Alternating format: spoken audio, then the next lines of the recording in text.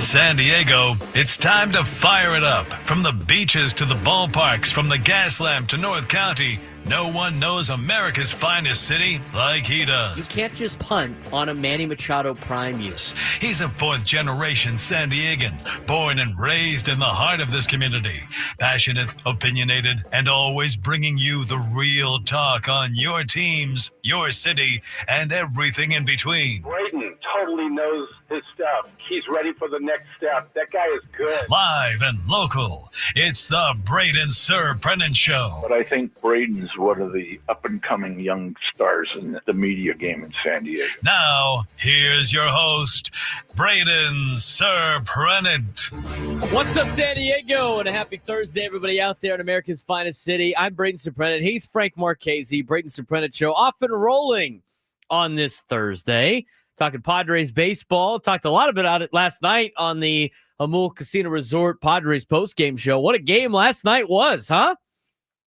I'm going to redo my whole spiel I did last night. That instant reaction that I had. Last night's game was kind of like the night before, where it was a little frustrating to watch, but it was even better because the Padres ended up winning, obviously. Changes a little bit of things. San Diego Padres last night got off to an okay start, and we're going to talk a lot about this today. Okay, we're going to talk about Nestor Cruz. We're going to talk about the offense for the Padres. We're going to talk about, obviously Fernando had a day off, which I think was necessary. Where the version of him is right now. Is it the best version of himself right now? I mean, that was in Tom Krasovic's column the other day or this morning. But overall, let me try to adjust my audio, my headset. Overall, the Padres get 2 out of 3 from Arizona, which is what you wanted them to do. Take 2 out of 3. Okay? You want to take 2 out of 3. Every single series, try to take 2 out of 3. Asking for sweeps is hard to do in Major League Baseball. You'll take them. They're nice. But you're just trying to win the series. That's all that mattered. I mean, after Monday, our show on Monday was great. Everybody was ready to buy World Series parade tickets again. And then Tuesday's show, after the Padres lost, it was back to this guy sucks, this guy sucks, this guy sucks. I mean, the roller coaster of a ride is getting too much for some people. I'm telling you, enjoy the ride. Just enjoy. But you won the series over the Diamondbacks. Yesterday, let's talk about how it started. Nestor Cortez gives up a fly ball to start the game, then gives up a home run. And the Padres are down 1-0. You're thinking the J.P. Sears experiment is about to happen again. Lefty, deadline edition. This guy's supposed to finish out the year for us. Oh, my God, I can't believe the Padres traded Ryan Bergert and Steven Kolick. They needed these guys. The rotation at this point in time is in shambles. We're in trouble. After 2 batters into the game yesterday. You watch it. Watching people's reaction to the Padres is nonstop entertainment. And we're going to get to Xander Bogaerts in a second, too. So anyway, Nestor Cortez gives up a run in the first inning. Padres went down 1-2-3 in the first. Didn't do anything more in the second. All right, bottom of the second inning. You go back. Nestor Cortez, again, gives up a run. Gives up giving up a sac fly. But it was more of Nestor's, a little wildness to get things started in the second. It was a single, followed by a hit by a pitch, followed by a hit by a pitch. Alec Thomas hit a sac fly. And then Nestor Cortez settled down. Settled in. He only gave up the 2 runs. Frank and I said yesterday, if Nestor Cortez could get you 5 innings and less than 3 runs, you're in really good shape. He got you 4 2/3. He was 1 out away from potentially getting you the 5 innings that you needed. He only gave up 2 runs. He looked pretty good. Okay? Satisfied. He's a 5 starter. He's a number 5 starter for your team. He did just fine. And that's only start number 1. That's just start number 1. You heard the sound clip of Nestor Cortez when he first came over to the Padres in the clubhouse in Arizona about, are you going to be yourself or are they already telling you to do things? And Nestor Cortez said, Ruben told me to just go be me and then, we'll make some adjustments. So that was just Nestor Cortez being him. I mean, Ruben hasn't even really been able to work with him too much. I thought he did a really fine job yesterday. He pitched well enough for the Padres offense to get a victory. That's exactly what he did. Now, Padres offense kind of struggled for the first couple of times through. I mean, I'm tired of watching Anthony DeScalfani mow down the Padres. It's getting ridiculous. You saw some good production mixed throughout. Obviously, top of the third inning. After 2 innings of 1, 2, 3, you finally got your first hit. It was none other than Freddie Fermin. And the more you watch Freddie Fermin play, the more you're like, oh, I understand now. I get why they gave up 2 starting pitchers for this guy. I can see why having this guy for 4 more years is kind of a great idea. This is honestly really good. This is sweet.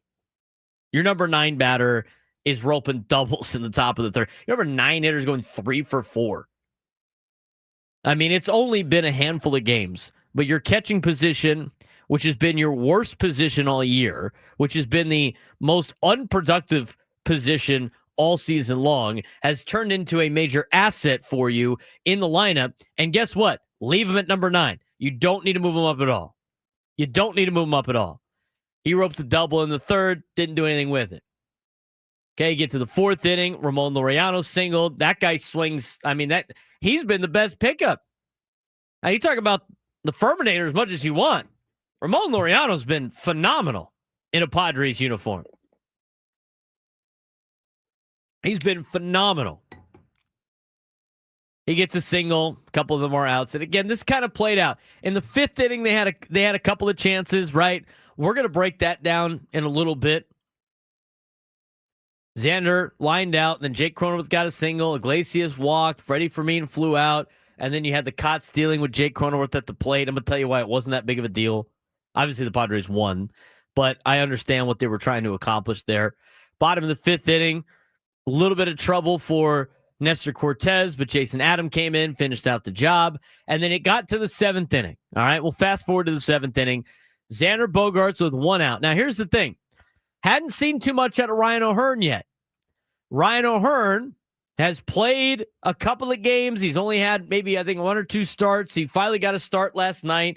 Frank and I were asking the question on the show yesterday, what are you doing with Ryan O'Hearn? Why isn't he playing as much? And he had hit a lot of great line drives. He had put good swings on swings of the bat, good bat on ball in a Padres uniform. Hasn't really got a lot of results for it. In the 7th inning, he was close. He flew out to right field. I thought it was gone. Just got under it, got to the warning track. It was a little precursor of what was going to happen later. Xander Bogaerts comes up and hits his 9th homer of the year. 2nd homer in as many days. Goes back-to-back games with a home run. And we're going to talk about Xander later on the show. I mean, you can say what you want about Xander Bogaerts and everything like that. Xander Bogaerts is playing up to his contract. Just go look at FanGraphs. He's playing up to his contract right now. That $25 million a year, that seems utterly ridiculous, that everybody DFA'd him for 2 months ago, according to FanGraphs, Xander Bogaerts is playing at a value of $25 million a year. $25 million a year. How much is he getting paid? $25 million a year. He's playing up to his contract. If you still don't like the guy, I got bad news for you. That is the cost of doing business. This version of Xander Bogaerts that you're seeing right now, and this is all based on the season. This is season results. FanGraphs, which all of you guys love. You guys love to shove FanGraphs in everybody's face about how important F4 is and how smart FanGraphs is. Well, here it is. Here it is for you. FanGraphs says what Xander Bogaerts has done in 2026 is worth $25 million a year. He's getting paid what he's worth, which honestly is amazing. The fact that he could even play up to about $5 million of what his contract is amazing when you sign a veteran to a long-term deal. You don't get that kind of production out of aging veterans that you sign long-term deals to. He's doing that right now.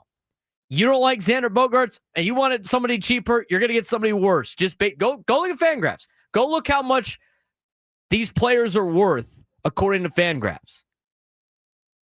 But again, as I mentioned before, a lot of Padres fans cut this guy. I'm telling you, you got to let the season play out. He hits a home run last night to make it a one-run game. I mean, you can talk about all his numbers and everything like that. He has been in Major League Baseball since June 19th. Since June 19th, Xander Bogaerts in Major League Baseball has the third highest WAR in all of Major League Baseball. The third highest. Nick Kurtz, Kyle Stowers, Xander Bogaerts. Those are the three players since June 19th that have the highest F WAR in Major League Baseball. In Major League Baseball. Let the guy play. Has a big home run last night. Makes it a one-run game. Bullpen for the Padres. Outstanding.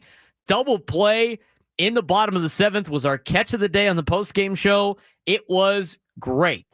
That was a huge play. Fly ball to left fielder Ramon Laureano. Able to cut it through Iglesias to double up James McCann at third base for an inning-ending double play that was huge in the bottom of the seventh. Bullpen was doing their job. Eighth inning, missed opportunity. Fermin singled. Arise flew out. Ramon Laureano into a fielder's choice. You had the Diamondbacks challenge on the ball off the bag. Doesn't go your way. And then Manny strikes out with guys on base. Unfortunate. You had an opportunity there. But again, with this offense, you can continue to find ways to score. You still have enough time. Bottom of the eighth inning, Padres mow down the Diamondbacks. Top of the ninth inning, it was Ryan O'Hearn leading it off. Lefty, first home run against a lefty all season. Guy hits his first home run in a Padres uniform, ties the game up at 2. His 14th homer of the year. Then Xander Bogaerts, again, double to get the mojo going and try to win this thing. Let's not go to extra innings again. Let's go win this thing. Bogaerts gets a no-out double. Jake Cronenworth sacrifice bunt over. Jose Iglesias, clutch knock, scores a run. Padres take a 3-2 lead. They had a couple other plays that happened behind that. Unable to add to their lead. They pass it along to Mason Miller. He strikes out the side, and the Padres beat the Arizona Diamondbacks. The Padres are now 2 games behind Los Angeles after the Dodgers choked it away against the St. Louis Cardinals, and I'm going to tell you right now, they're feeling the pressure. The Padres drastically improved at the trade deadline.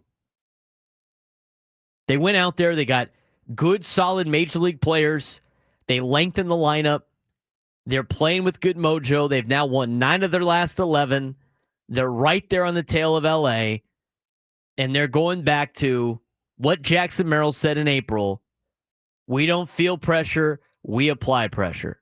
And right now, the Padres are applying pressure on the LA Dodgers. And the last team that applied pressure on the LA Dodgers in the regular season was the San Francisco Giants, and they won the division.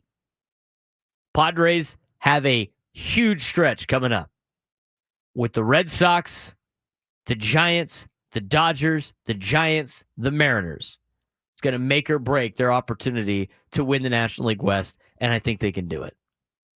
When we come back, we'll have a little bit more conversation on last night's game, where the Padres are at right now. You got to be feeling really good if you're a Padres fan after last night. Give me a phone call, 833-288-0973, 833-288-0973. Braden Surprenant Show, just getting started. San Diego's #1 sports station, 97.3 The Fan.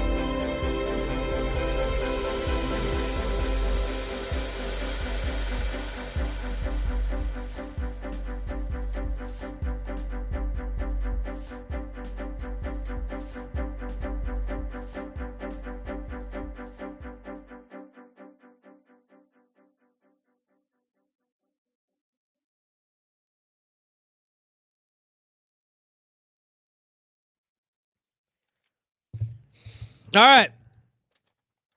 It's going to be some fun times at Petco Park coming up. Starting tomorrow with the Boston Red Sox in town. It's a huge series. Make sure to get your tickets at Padres.com/tickets. And if you want to go down this weekend, you should probably get your tickets today because it's already very difficult to get tickets for this weekend. You should probably get them now. Right honestly. this second. 100%. I'm getting shut out for tickets on Friday. I was trying to get tickets for Friday's game. It's not working out very well. That's why you had to get him like me a month in advance. Yeah. You have extenuating circumstances. You have somebody in town, too. I do, and he's only excited to see Xander Bogaerts and watch Xander Bogaerts have a scheduled off day tomorrow. The only day we're going to be able to go to the game.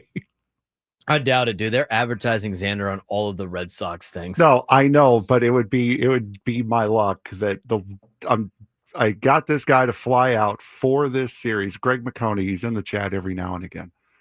See the panda guy? Yes. I got him to fly out here for this series specifically. He's been so excited about Xander. I think he may have bought a Padres Xander Bogaerts jersey and like spliced it in the middle with a Boston Red Sox Xander jersey. He's planning on wearing that tomorrow. And watch him have a night off. They're not going to do that. I know they're not. No way. But again, I don't get lucky. You have to find a lineup, find an old lineup graphic that doesn't have him in it, and then show it to your friend. He's not in the lineup. Bro, really? Come on. You got to do that. While you're walking around Gallagher Square pregame, that's what you got to do. That's what you got to do. Yeah, I do have tickets. I have plugs for tickets. It's coming up empty a lot, man. It's coming up empty a lot. So you better get your tickets for the Red Sox series. You better get your tickets for August 20th, too, because they got the Michael King bobblehead. I'm going to open this live on air. Show it off. Michael King bobblehead. He's got his little crown, right? No, come on. Don't do that. Why not? Because you're going to ruin the value of it. You broke the care. seal now. There's God, other ones in here. Were you going to keep this? No, I have no idea. There you go. Oh, it's wrapped in gold? Is that what I'm seeing? No, or is it just a gold? Oh, okay. Or, yeah, a little golden thing. Cape thing. Do you think they'll allow him to wear that on the mound with his crown? You know what? Something tells me I don't think they will. The crown they might, because the cape, no. it's I mean this is. It's a safety cap. A crown fit for a king of the hill. King of the what? Michael King, King of the Hill. The Michael King bobblehead presented by Cox features this Padres ace taking his throne on the mound, donning a gold cape and crown Wednesday, August 20th. Ooh. Oh, it's a night game. Otherwise, we'd be there. This giveaway is limited to the first 40,000 fans in attendance. First pitch set for 6:40. Gates open to the public 90 minutes prior. Arrive early. For more information, please visit Padres.com/giveaways.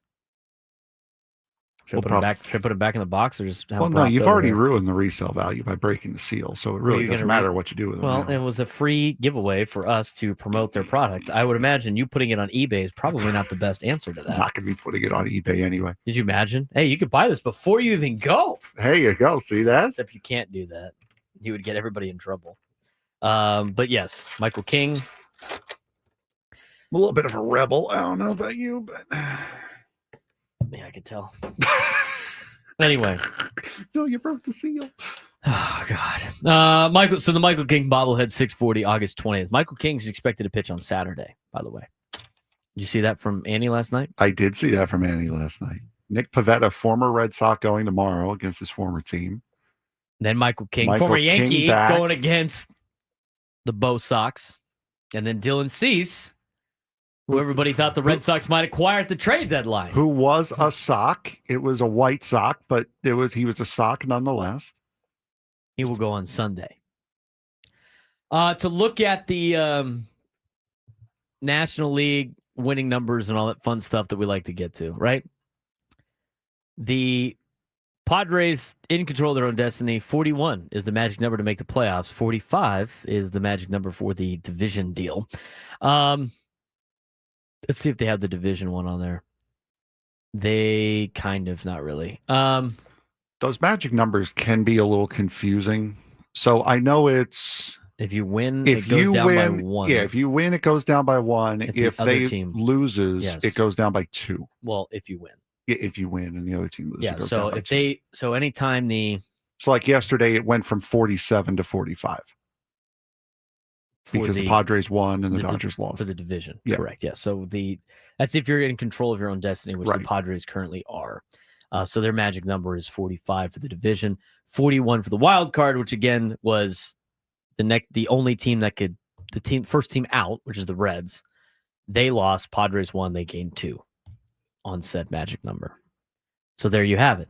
You're still kind of relatively early on magic numbers, paying attention at 41, but I'd like to give that to you anyway. The one that's interesting after yesterday, the Miami Marlins now are in control of their own destiny for the 6th seed. Wow. They have a magic number of 49 with 49 games to go for the final spot in the wild card. So they obviously have a tiebreaker situation with the Mets, or they get to play the Mets a decent amount of times left. At that. I think they play. I think it's 7, just like it's like the Padres with the Rockies and so they got to play them like a handful more times. Okay, so that's the latest on that in terms of winning percentages. Padres now, if anything holds out, their current playoff percentage chances here. They have an 88% chance of making the postseason, according to the math side, not the Fangraphs prediction side. Only an 11% chance to not make the playoffs after they pass the Mets and now have a game lead on the Mets in the standings. Your Mets have a 77% chance of making the playoffs. The Reds, who are one spot out of a playoff spot, 3.5 games behind the wild card, they have a 20% chance of making the playoffs. The Marlins' chances are now at 10%. So it's more or less whoever's in right now is most likely in. They're just playing for seeding, more or less. They have highly favorable odds, yes, unless they do something catastrophically bad, which has happened in both Padres and Mets lore before. Yes, it has. Don't want to 2007 and 8. Speak that into existence. Here's the what-if scenarios. This is where it gets interesting, too. Like, they have, if the Padres win their next game, what the percentages would be like if they lose the next game. Like, if they win tomorrow, they would go to a 91% chance of making the postseason. If they lose tomorrow, that drops down to an 87% chance compared to the 89% chance they have right now. Remaining games left. They have 47 games left. If they win 26 of the 47 games left, they win 55% of their games. It would get them to 90 wins, Frank. And they would be in the playoffs. They have a 99% chance to make the playoffs if they win 26 of the next 47. Not bad. That's a pretty good spot to be in. Yeah, I would say so. Okay, so what do we got here? 47. All right, so if they go 26 and 21 the rest of the way, they will win 90 games and they'll have a 99% chance of making the postseason. That works. If they win 50% of the games, they go 24 out of the next 47. So they go 24 and 23. So they win 51% of the games. They'll go with 88 wins. They would have a 94% chance of making the postseason. Continues to go up for the San Diego Padres. And a good spot for them right now in the standings. When we come back, what happened in the 8th inning, actually the 5th inning, in last night's game, the double steal, the aggressiveness? Frank and I will break that down when we come back on the Braden Surprenant Show, San Diego Summer Sports Station 97 through the Fan.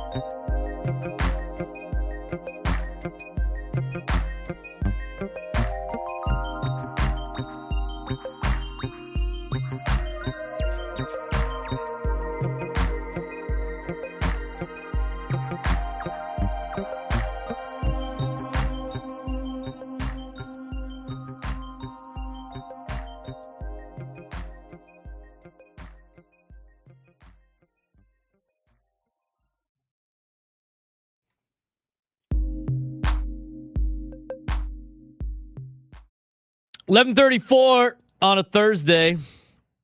These Padres roundtable days, I still think it's like at the 10 o'clock hour. Brain broken. I'm also really tired. So couldn't imagine why. Just from the week, it just, What did you do yesterday? You had the show, football practice, the post-game show. I was up early for a workout. Did my workout in the morning, and then came into work, did our show, and then went straight to football practice, had football practice. In the 9,000 degree heat. It was hot. It's not that hot at Cathedral. Like, it's, the kids complain, but the reality is it's not. We could be El Cap. We could be Valley Center. We could be El Cajon Valley. We could be Granite Hills. There's so many schools that have to deal with actual heat. Any school in Phoenix right now? I think they have to practice at night. Any school in Texas? I remember practicing with TCU's, like when we did TCU practice. Now, I'm not physically practicing, but I was in a tower outside and it was hot. And the heat would come from the ground all the time. It was just so hot. And that's when I discovered the long sleeve look. Yes. Because I saw all the coaches and the managers, everybody that was on the field were wearing the dry fit long sleeves. And like out here, I never wore dry fit long sleeves for anything. Because it was always like warm, right? And I'm like, what do I need a long sleeve for? And I'm like, why are they all wearing long sleeves? Better than burning yourself. That's why. And it's like, it's cooler. And I'm like, what? That makes no sense. But now, like, I wasn't used to the dry fit. I was used to like the cotton long sleeve that would I would be sweating.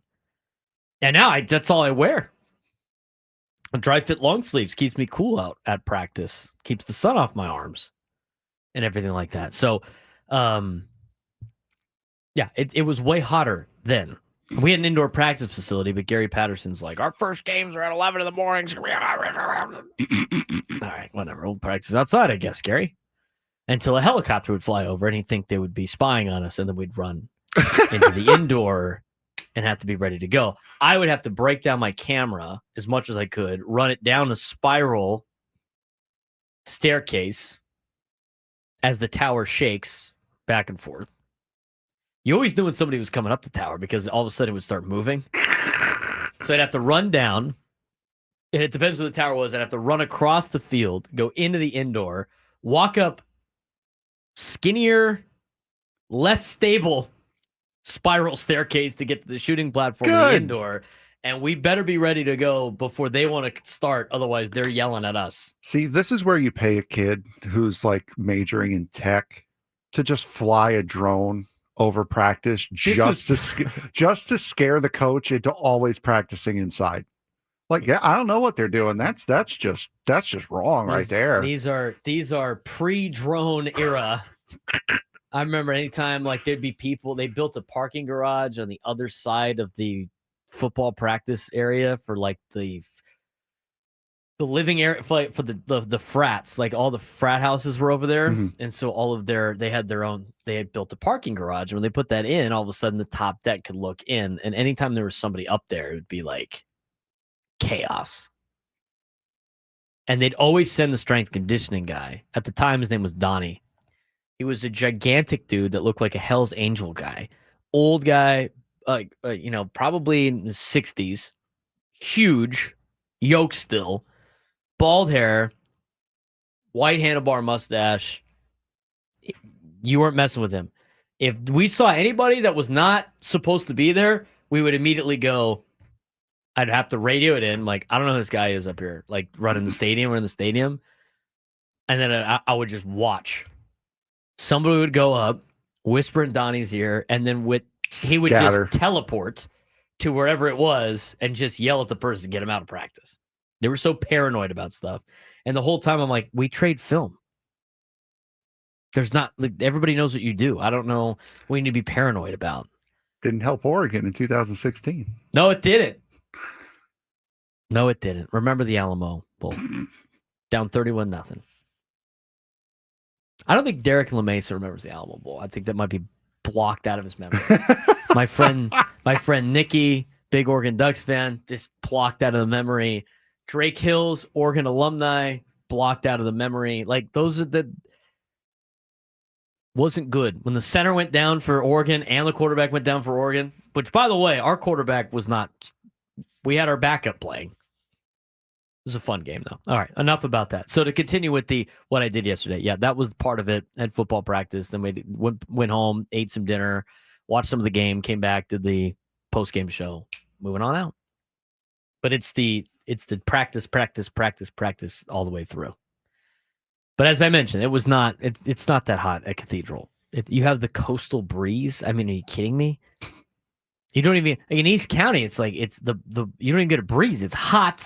The breeze is hot because it's hot outside. I look at my watch. It's 75. It's not even that hot. But you know how it is. Anyway. All right. Let's talk about the double steal situation from the fifth inning? Yes. Officially the fifth inning. So at that point in time, the Padres were down 2-0. And was that the fifth inning? Yeah. Padres are down 2-0. Jake Cronenworth singled. They brought in Jalen Beeks. They get rid of Anthony DeScalfani. Jose Iglesias walks.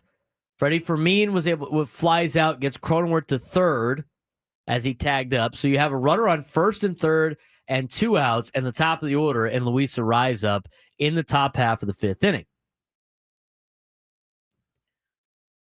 They have Jose Iglesias try to steal second, and then they have Cronenworth try to steal home, and it ends up being a caught stealing at home, and it ends the inning, and they make the final out at the plate. Obviously, at the time, you're down 2-0. Padres weren't able to score up until that point, and a lot of people were upset about the move. Now, my thing is, before you even break that down, and we're going to talk about it, I asked you this question in April. I said, do you like The aggressiveness, do you not like the aggressiveness?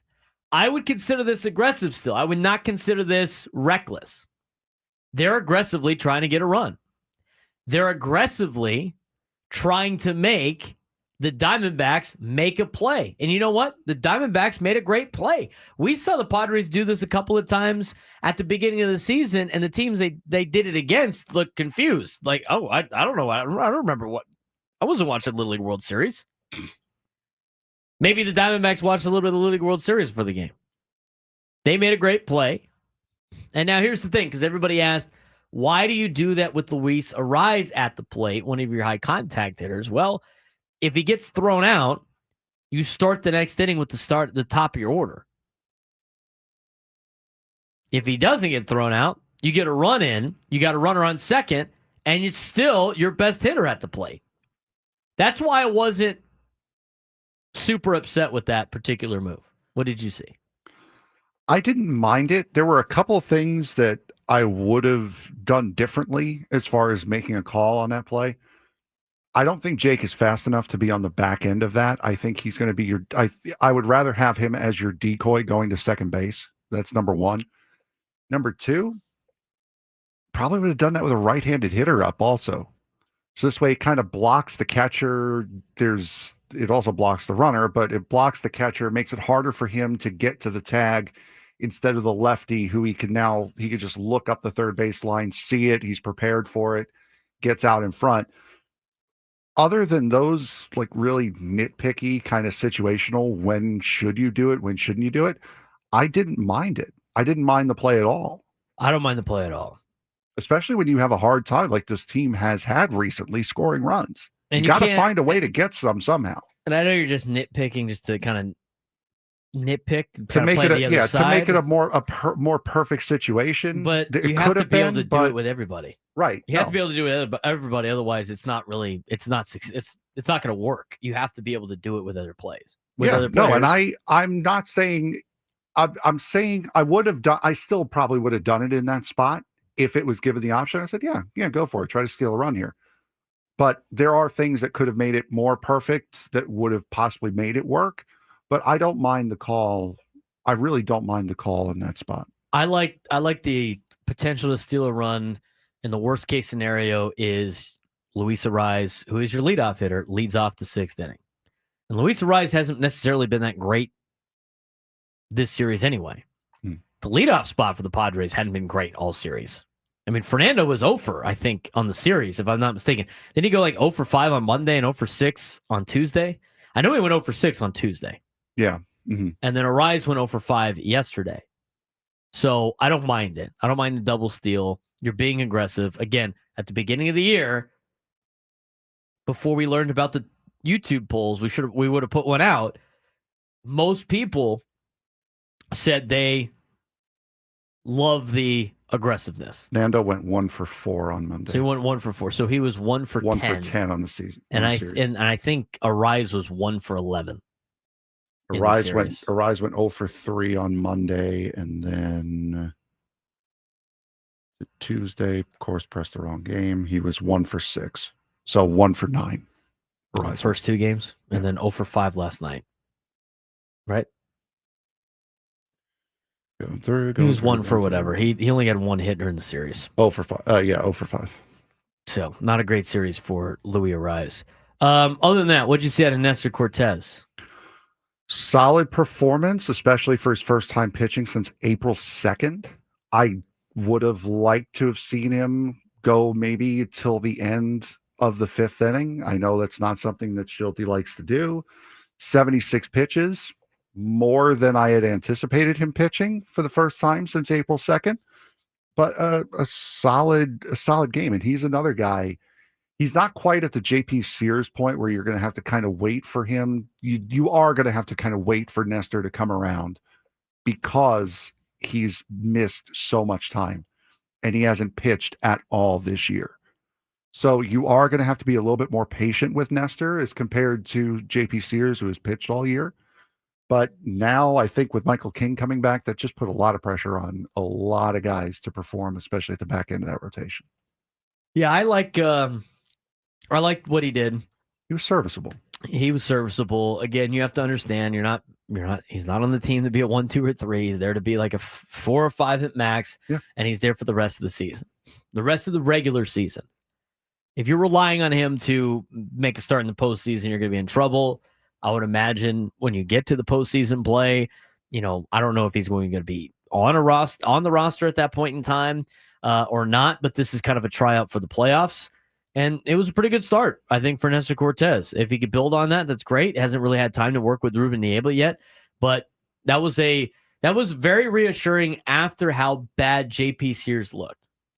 Now, JP Sears is a guy that's a fly ball pitcher. JP Sears is a guy that had to pitch in a bandbox in Sacramento and had to pitch for the Padres in a place where it's a very hitter-friendly park, especially for fly ball hitters in high altitude of Arizona. I know they have the humidor and all that, but still, it's one of a more beneficial to the hitter ballparks. And JP Sears, I'd like to see what he does at Petco Park. Yeah, at Petco he'll be a lot better. That's been notoriously a hitter park. The ball does not fly well at Petco. So he will be more comfortable at home, which is honestly why I was surprised that he didn't start that game on Sunday. Because I figured, first outing, new team, let him do it at home, let him have that comfort there, let him just try to get into his rhythm in front of his home crowd instead of hostile territory of a divisional rival.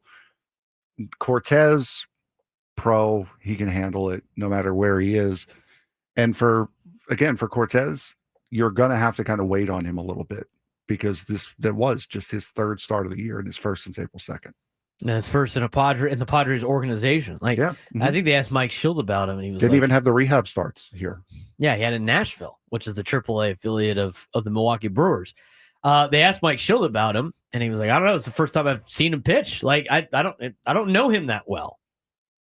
It's a brand new figure." Let me ask you this question. This is because a week ago today, this was around the time the Padres added Freddie Fermin to the team, and both of our reactions were, "I can't believe they gave up 2 starting pitchers for this guy." Like, yeah, Freddie Fermin has obviously lived up to his part. 100%. Watching Nestor Cortez yesterday, do you breathe a little bit of sigh of relief, especially after the JP Sears start, that the starting rotation depth is going to be okay after you gave away the 2 pitchers? Does it justify that trade that the Padres made for Fermin even more? Yes. Yeah, because so Cortez just gave you an average start, and that's really all you need. You don't need a guy like Nick Pivetta who's going to go 7 innings, throw 1 hit ball. Those are outliers. What you need is a guy who's going to go 5, preferably 6, possibly 7 if he can, 4, 5 hits, 2, 3 runs. That's really all you're looking for. And a guy, if he gets 5 strikeouts, fantastic. You'd like for him to walk 2 or less. That's great. You didn't need a superstar. You needed someone to fill in the back end of the rotation. You know who your playoff pitchers are already going to be. You just need the guys who are going to get you through the rest of the season and be the guys that you're going to call upon just in case one of those starters gets into a jam during the postseason, that they can come in and eat some innings without having to go to Morejon, Adam, Miller, or Suarez too early or too often. I would rather have 2 veteran arms at the back of the rotation than 2 rookie arms who have both pitched the most innings they've ever pitched at the back of the rotation. Yeah. And Nestor Cortez has postseason experience as well with the Yankees last year. Because the thing is, you get to dead arm period, you get to like the dog days of August, you're going through the dog days of summer, you're trying to make it to the end of the season. There was no guarantee that Bergert and Kolick this season was going to keep up what they were doing at the beginning part of the year. You already started to see Vazquez kind of do that in his last handful of starts. And so those 2 particular players, albeit they might be good starters in the future, which I thought they would be for the San Diego Padres, but obviously they're not now. Those 2 pitchers now, them falling apart at the end of the year because of being young and haven't logged those innings, You can't have that if you're the Padres in the last 2 months of the year. Oh, exactly. And Charles Booth in the chat, we're not expecting him. We haven't forgotten that Cortez was a dominant pitcher. He was a top end of the rotation guy for the Yankees a couple of years ago. A lot of why we're just sitting here going, it's good. Just give him a couple of innings, let him get in, is because he hasn't pitched all year. That's why. We know what he can be. And his first 2 starts this year didn't put him in the best of lights, especially against his former team to open up the season with Milwaukee. So we haven't forgotten. We know what his potential is. And if he hits that potential again, fantastic. But that's not the expectation out of him right now. His expectation right now is just give us innings to be able to get us to the playoffs. That's it. What were you going to do with Brandon Lockridge anyway? As mentioned in the chat. It's a good exactly. point. Once you acquired the pieces that you need with Bryce Johnson playing very serviceable as a emergency outfielder, a fourth outfielder, a pinch runner type late in the game, you had no use for Brandon Lockridge. Mm-hmm. And you flipped that for some starting pitching depth after you picked up Freddie Fermin. I'm telling you, and we have a deeper look at this. And the shortstop Quintana as well, who's supposed to be a top 100 prospect soon. Correct. And when you look at this trade deadline, and now you look at it from outside, and we got this update today in Kevin Acey's daily newsletter. Preller included a couple more prospects in the trade with Baltimore to get the Orioles to pay for all of Ramon Laureano and all of Ryan O'Hearn for the rest of the year up until league minimum price. I mean, think about that for a second. That's probably why the extra prospects came in too. That's what it said. Oh yeah, he threw in a couple extra prospects to get Baltimore to pay for their contract. I mean, that's just. So instead of paying them like the couple million, the 40% of whatever their contract was, they're only paying them league minimum, which means they're probably going to, at the end, and again, the luxury tax is all calculated at the end of the year. If they did all those moves and stayed under the threshold that they needed to stay under for more penalties, hats off to AJ Preller again. I mean, the creativeness is amazing. How creative he gets with a lot of these moves. And, when we come back, we're going to be joined by Lucky Sutton, running back of San Diego State, Cathedral Catholic alum, kid from Mira Mesa, San Diego kid, born and raised, who's going to have a great year with the Aztecs. But in the next hour, there was something Mike Farron said on MLB Network Radio. I sent it to Frank. We're going to play it. This is why I'm not concerned about the future of the Padres, because we have done this trade deadline now almost every year since 2020. It's 2025. And they have consistently been good. And if you don't think the Padres have been consistently good, it's going to be said by Mike Farron when we get to it in the next hour. Go and look at how many times the Padres have made the playoffs since 2020. They're going to do it again this year unless something bad happens. I'm telling you. Lucky Sutton comes up next on the Braden Surprenant Show.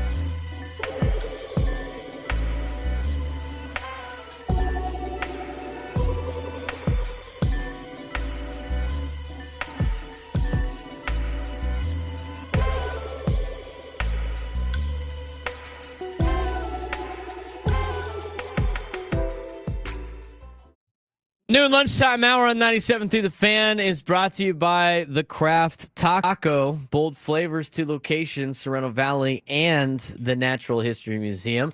I'm Braden Surprenant. This is the Braden Surprenant Show, live and local each and every day from 10 to 2 on San Diego's number one sports station, 97.3 The Fan. We are going to transition from San Diego Padres baseball to San Diego State Aztecs football. They will get ready to go here in a couple of weeks as they take on Stony Brook for their first game to start the 2025 campaign. And joining me right now, a highly talented, multiple accolade running back at a Cathedral Catholic High School, grew up in Mira Mesa, San Diego kid through and through, now in his junior season as the running back at San Diego State. His name is Lucky Sutton. I've been fortunate enough to be able to coach Lucky at some point during his career, and it's great to have him on the show. Lucky, what's going on, man? What's up? Thanks for having me on. I appreciate you joining us today. How was practice today, Luck?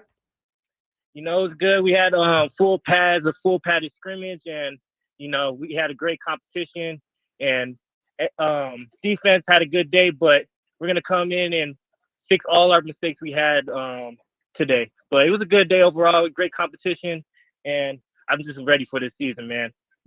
We were talking to you a little bit before, you know, off air about this season compared to last season, and when talking with you and Tana Latuli the other day, you mentioned a lot of the stuff that you guys did in terms of team building behind the scenes. You know, obviously a lot of guys coming back from last year's team, second year with Sean Lewis. What are some of the things that you have done behind the scenes as a group that should excite Aztec fans for 2025?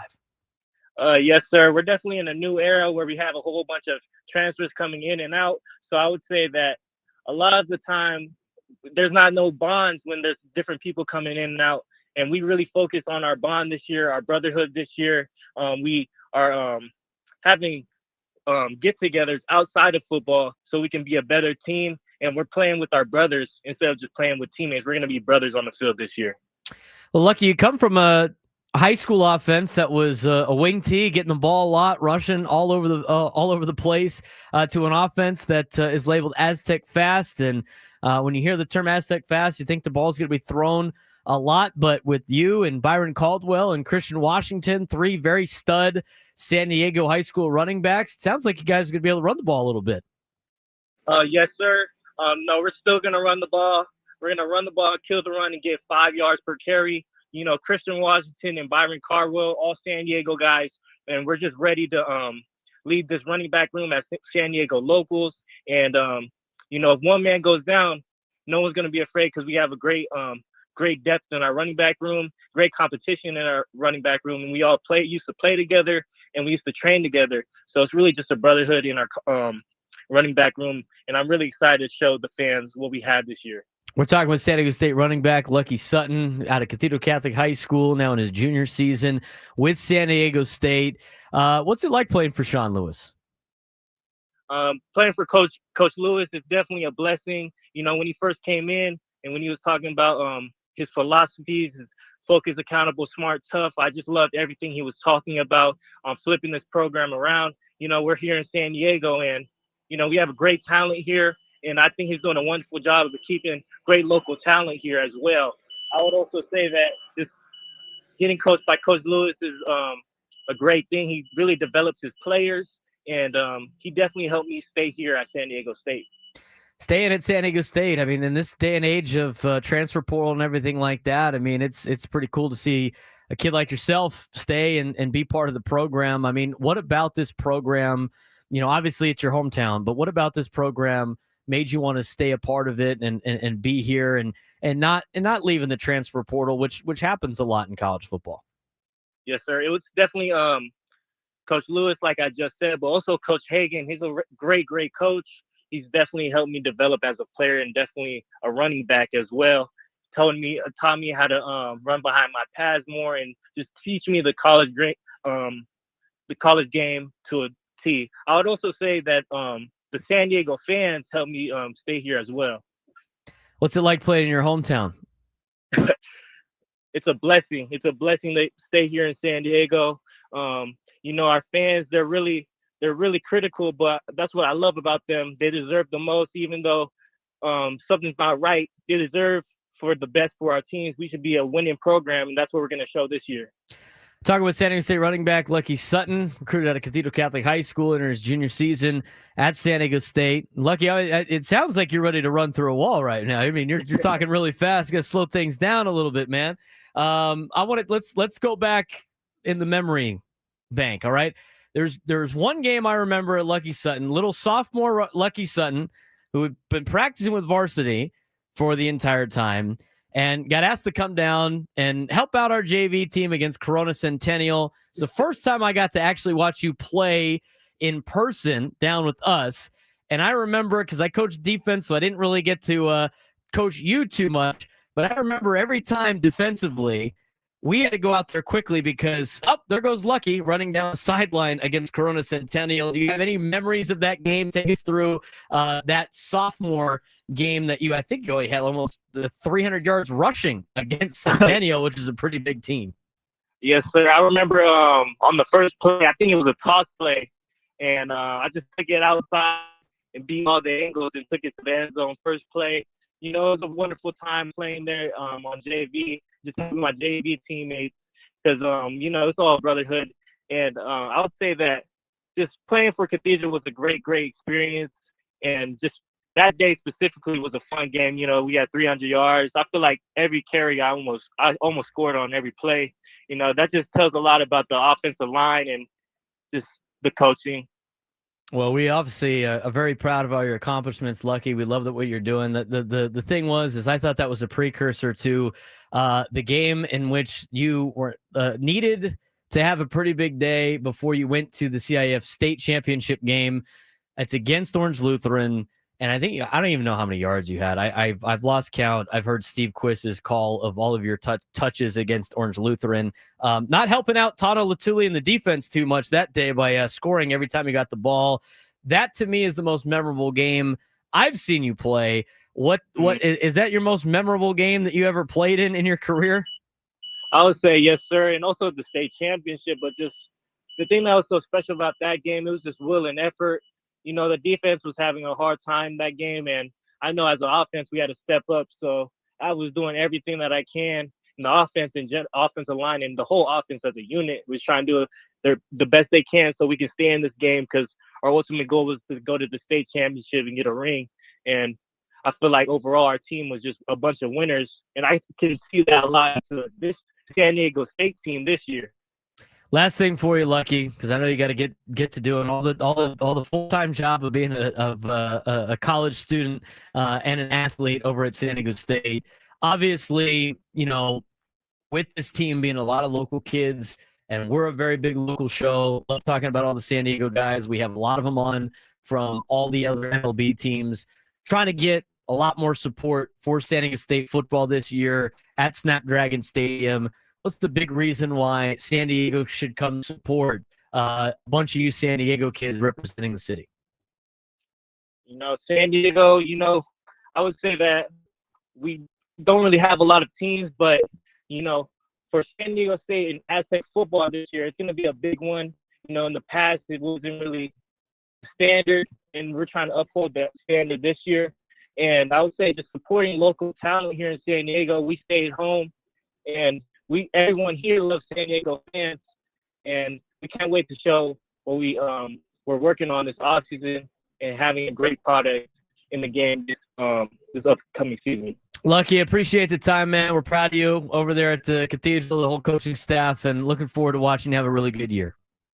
Appreciate you. Thanks for having me. Lucky Sutton, San Diego State running back, obviously at a Cathedral Catholic High School, entering his junior year.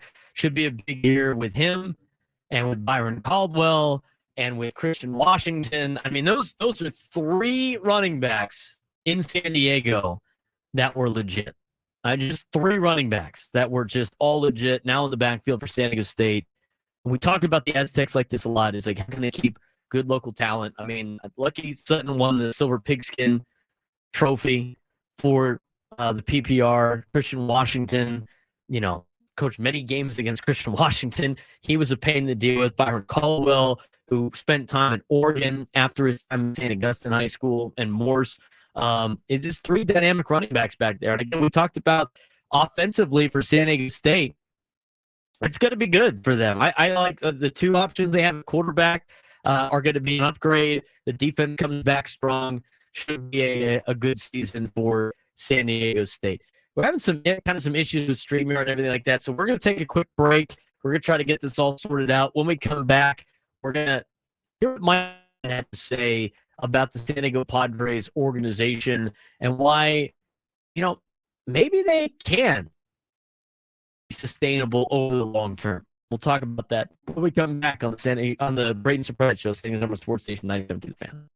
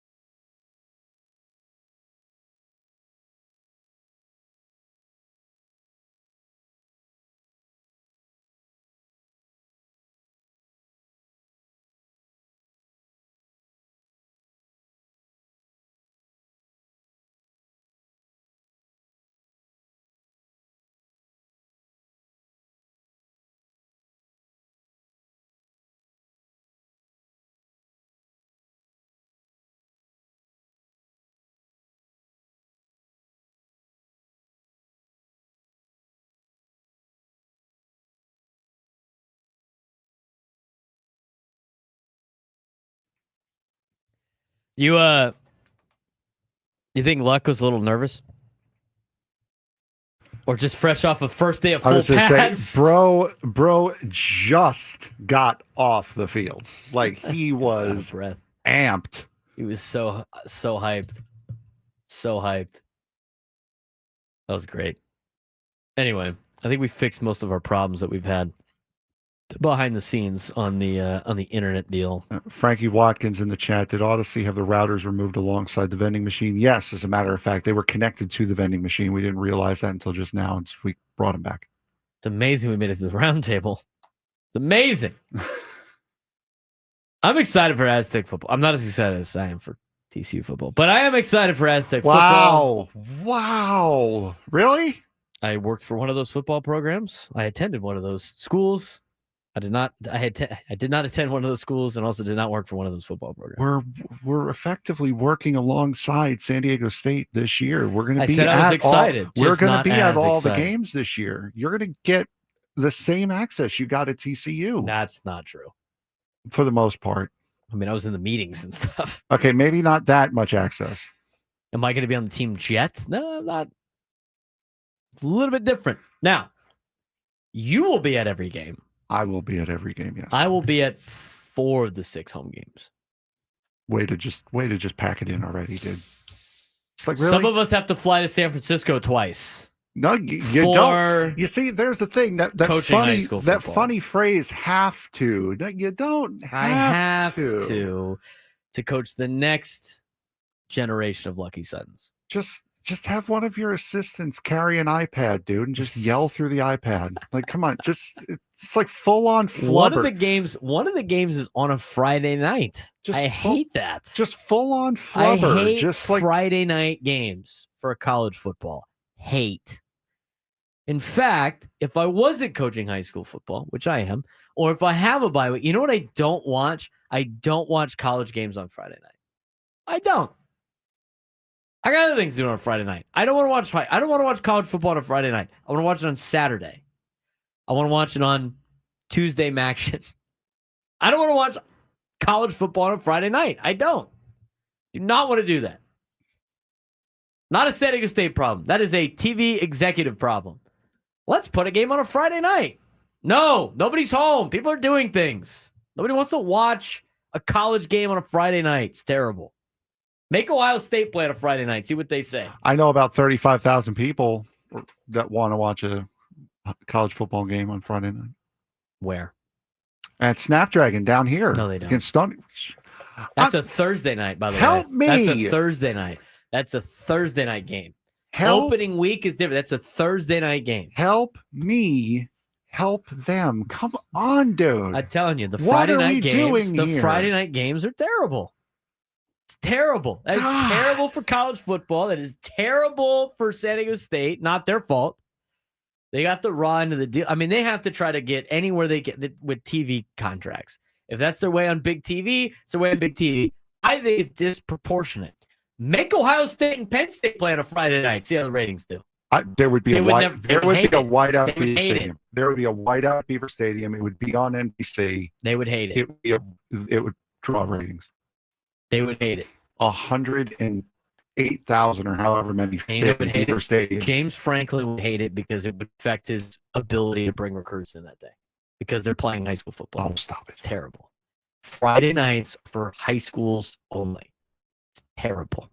You want to play on a Thursday night? Fine. Can be against the NFL? Good. Because the NFL Thursday games suck.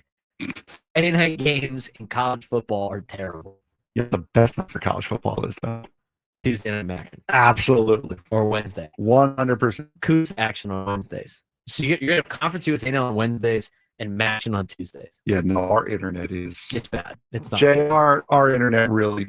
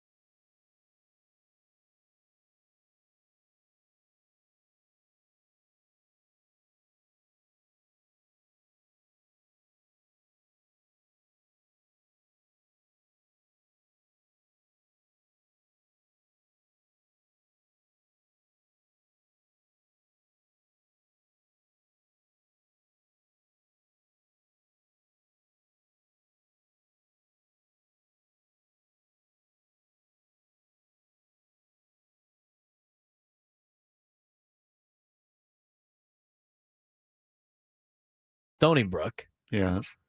which is opening weekend, so that's fine. I think that's fine. So the Thursday night games are chill. The Friday night games are terrible because people are doing things. It's a rough gig to get. Pull up their schedule. How many Friday night games they have? Hold on. The Saturday ones are great. And guess what? They don't have any day games. So you don't have to worry about You don't have the to- shade. Exactly. You don't have to worry about getting heat stroke. There's no that's always good. shade. There's no shade in any college football stadium in America. Find me a college football stadium that's got shade panels. Go ahead. Find them for me. They don't have any. Beaver Stadium. They play at night.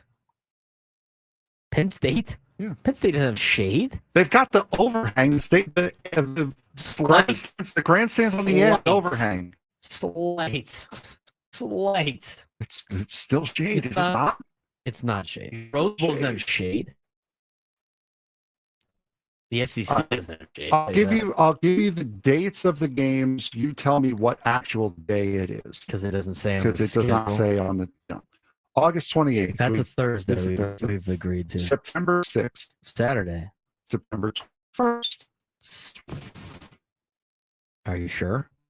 That's a Sunday. September dude. 20th. 20th. That's a Saturday against Cal. The 27th is a Sunday because it's 7 days later. 7. October 3rd. That's a Friday night. Okay. I'm Friday night is Colorado State. I want to see everybody there. We're going to just go full on.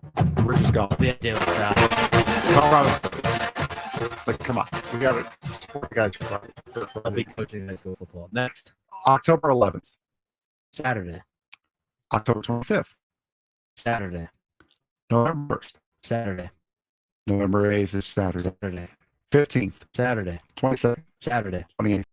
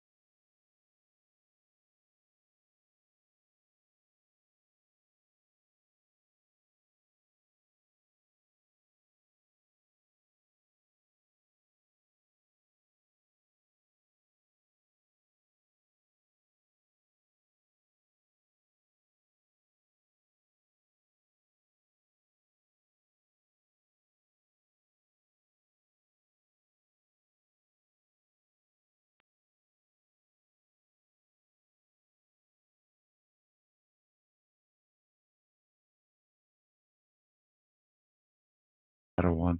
It's only 83. That's still too hot for chili, dude. Sunshine breezy this afternoon, a high of 92. Clay in Low- the South Bay. Syracuse has the dome. Is that not shade? That Okay, that cool. is that you It's know a what? dome. Very It's good. a dome. They play inside. It is not better than the Kibbe Dome, though. Let me tell you that. Not better than the Kibbe Dome. Nobody's got chili in college football. Chili in the summertime, bad take. And I like chili. That's a fall winter meal. Okay. Anything else on that you want to deal with? It's 92 in Reno, South Dakota right now. I don't care. Feels like Here's the 99. good part about Aztec fans, again, for the game. You don't have to worry about the shade. The games are going to be at night on Saturdays. There's no excuse not to go. 833-288-0973, 833-288-0973. What did Mike Farron say on MLB Network Radio about the Padres? This is why you don't need to panic about the future because AJ Preller traded everybody off. Just look at what the Padres have done, and it's going to make a lot more sense. We'll talk about it when we come back on the Braden Surprenant Show, standing on someone sports station. Listen to the fan.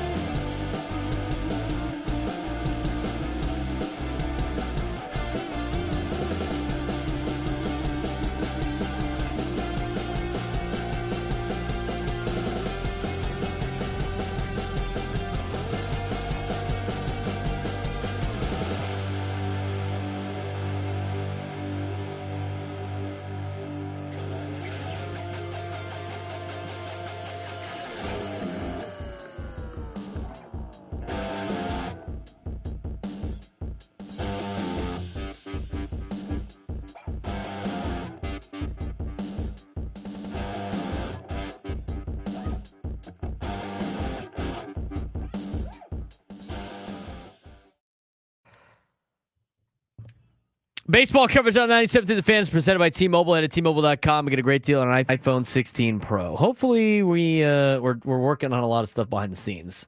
Try to get the internet working for the YouTube audience. We've had multiple people send us videos of what we sound like on the radio. Sounds terrible. Terrible. But I think we're fixing a lot of the problem. It happens. Is it worse than we normally sound? Yes. Yeah, well. Maybe it's way better than we normally sound. Our ratings are really up on the one day when the day wasn't really working too well. You know, it's funny. You usually do, but you didn't start the show today by saying, let's not suck today. Let's not suck today. You didn't start by saying it today, so this is what we get. All right. Well, Squirrely24 in the YouTube chat. I think the Seagulls are on the satellite relay. Well, isn't it the Squirrels' job to get rid of the Seagulls? Let's get on it. Let's get on it. So, anyway, not great that my boss is calling us, but I don't know. Do you want to text him? Are we on the air? Are we not on the air? So we go as we are. All right, well, let's go as we continue. Let's get to the Mike Farron sound then.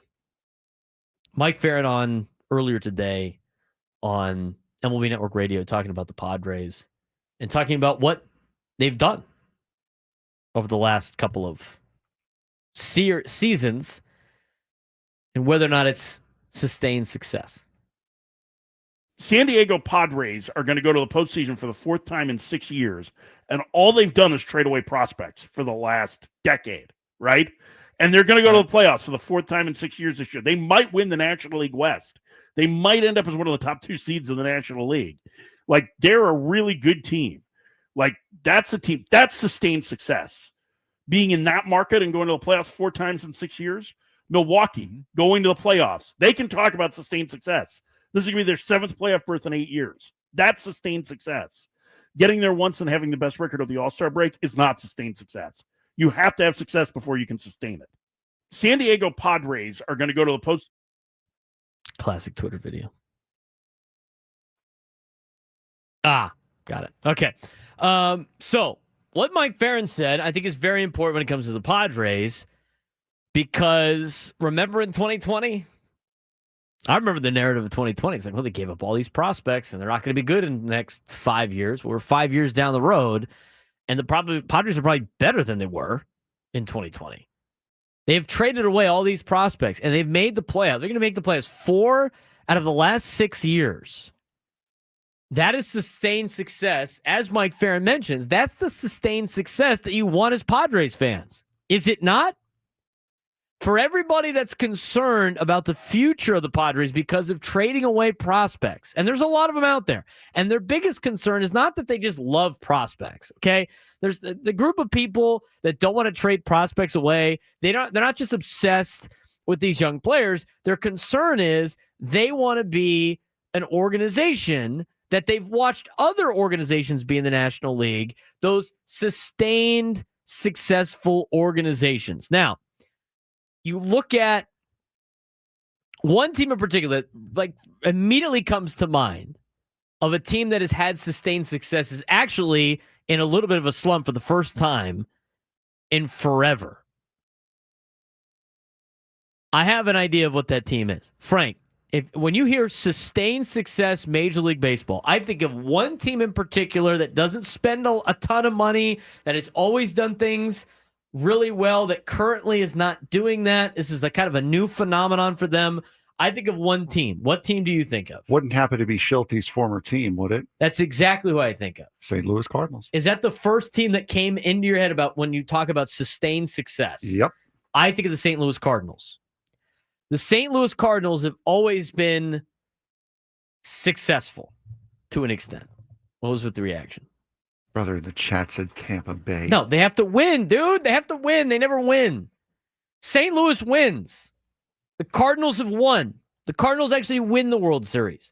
The Cardinals every single year are in a pennant race.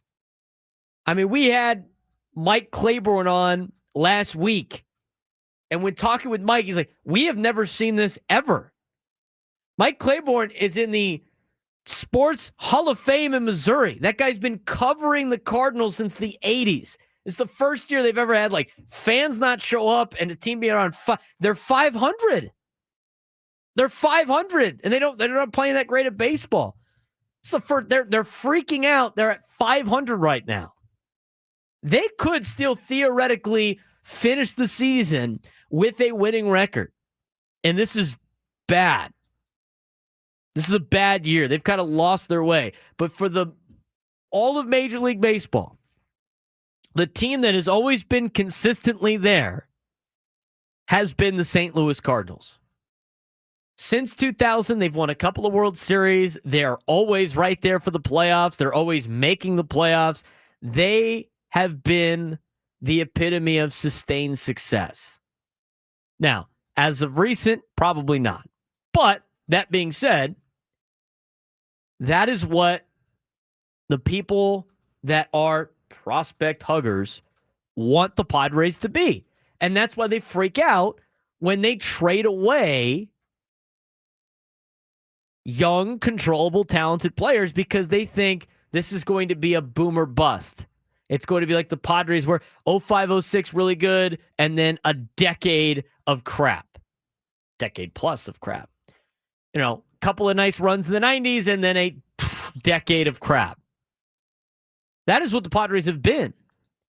And they don't want to see that again. They like having this successful season. They like Petco Park being packed. They like the Padres being talked about. They like having stars on the team. They like having a chance every single year when the season starts to be in the World Series conversation. I like all that stuff too. And so when you trade away prospects, the immediate reaction is this is all going to come crashing down. Because it was built into a lot of Padres fans that this is too good to be true. We've been miserable forever. It has to turn into misery. This has to end badly. This has to end terribly. And so for the last 5 or 6 years, the Padres have completely rehauled their entire roster multiple times. They've completely gutted and rebuilt their farm system multiple times. And in this span, and I know it's still relatively small on the blip when comparing yourself to an organization like the Cardinals or the Braves or even the Dodgers the last decade plus of teams that are consistently good, it doesn't seem like a lot. But making the playoffs for a small market team 4 out of the last 6 years is very, very impressive. It is very, very impressive.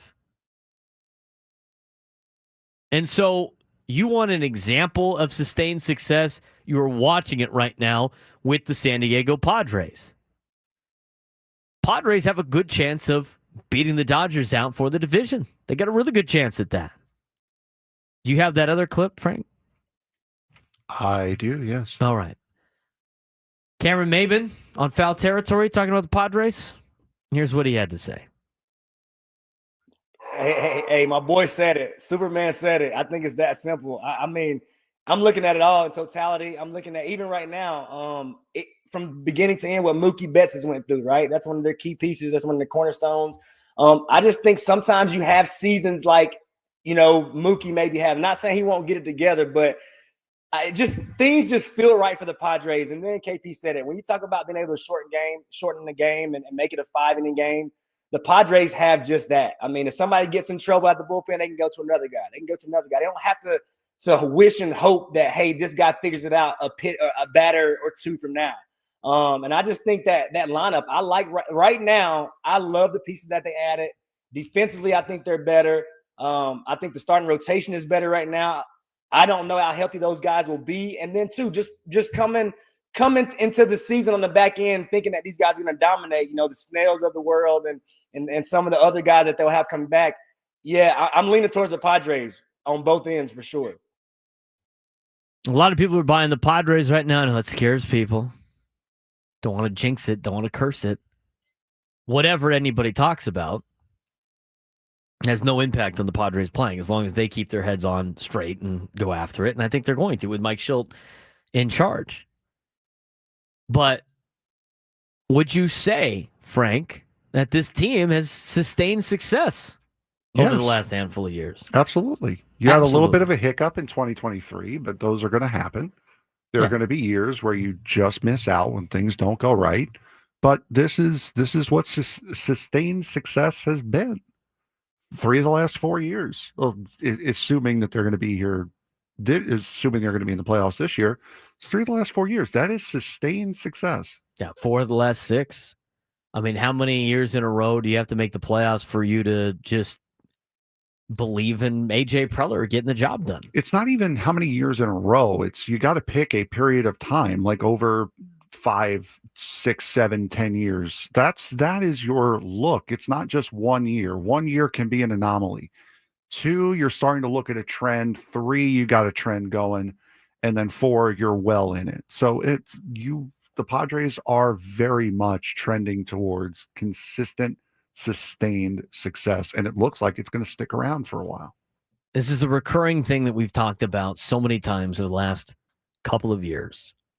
We talked about it in 2020, and in 2020, when they made all those moves, and the roster moves in 2020 were just as crazy as this year.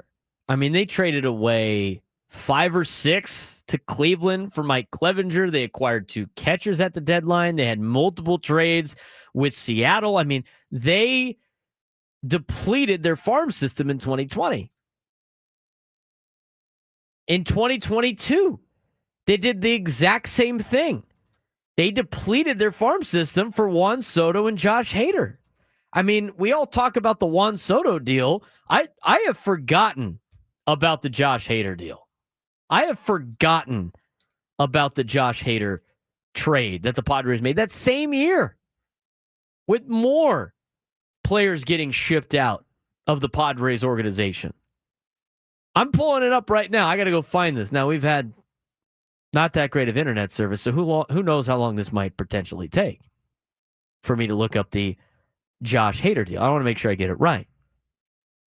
Josh Hader came to the Padres for Robert Gasser, who is supposed to be the replacement for Josh Hader over there in Milwaukee, Dinelson Lamet, Taylor Rogers, and Estuary Ruiz. 3 of those guys aren't even part of that organization anymore. But again, just depleting the roster to flip things out.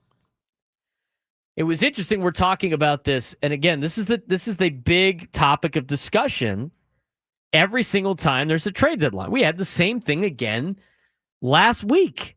It's like, here's 20 more players getting shipped out of the organization. And they've been able to consistently make the postseason since 2020 with a couple of down years. Obviously, 2023 didn't work out. 2021 didn't work out. Hopefully you can break the odd year curse that the Padres seem to have. But Adam, our boss, sent this to us from Ken Rosenthal's article today. And he goes around the base pass, around the horn, whatever it may be, throughout Major League Baseball. And he had this to say about the Padres. Everybody's favorite reporter, Ken Rosenthal, waits for a bit. There it is. Oh, hate this guy.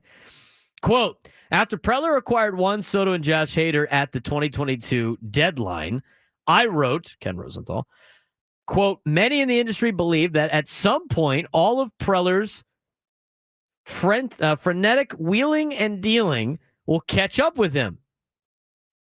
3 years later, it hasn't happened, and it probably isn't going to happen. Not with the Padres scouting and player development departments proving remarkably adept at replenishing the farm system Preller continually depletes. We have seen now enough of a enough of a track record to no longer, in my opinion, freak out over trade deadlines in which players get shipped off. I also think there is no reason to think at this point AJ Preller doesn't have ways or the means to acquire players for his major league roster.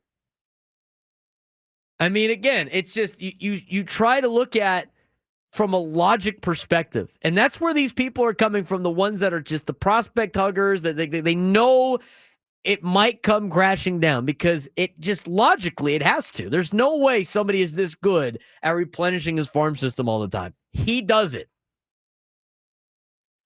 And with every handcuff he gets, with every corner he gets painted in, with every stipulation that goes into basically the rules that he has to abide by to get the players he needs for his major league team, he gets better and better with every rule and restriction.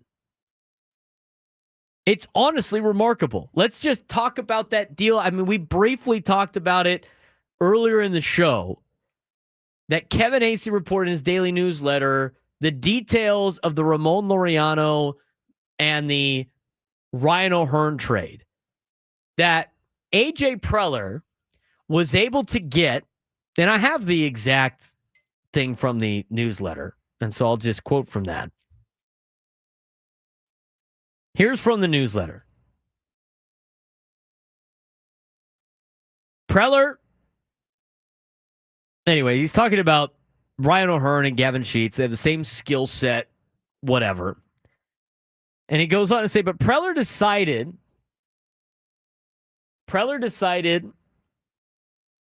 getting the player he absolutely needed from the Orioles, left fielder Ramon Laureano, was not enough. He wanted more.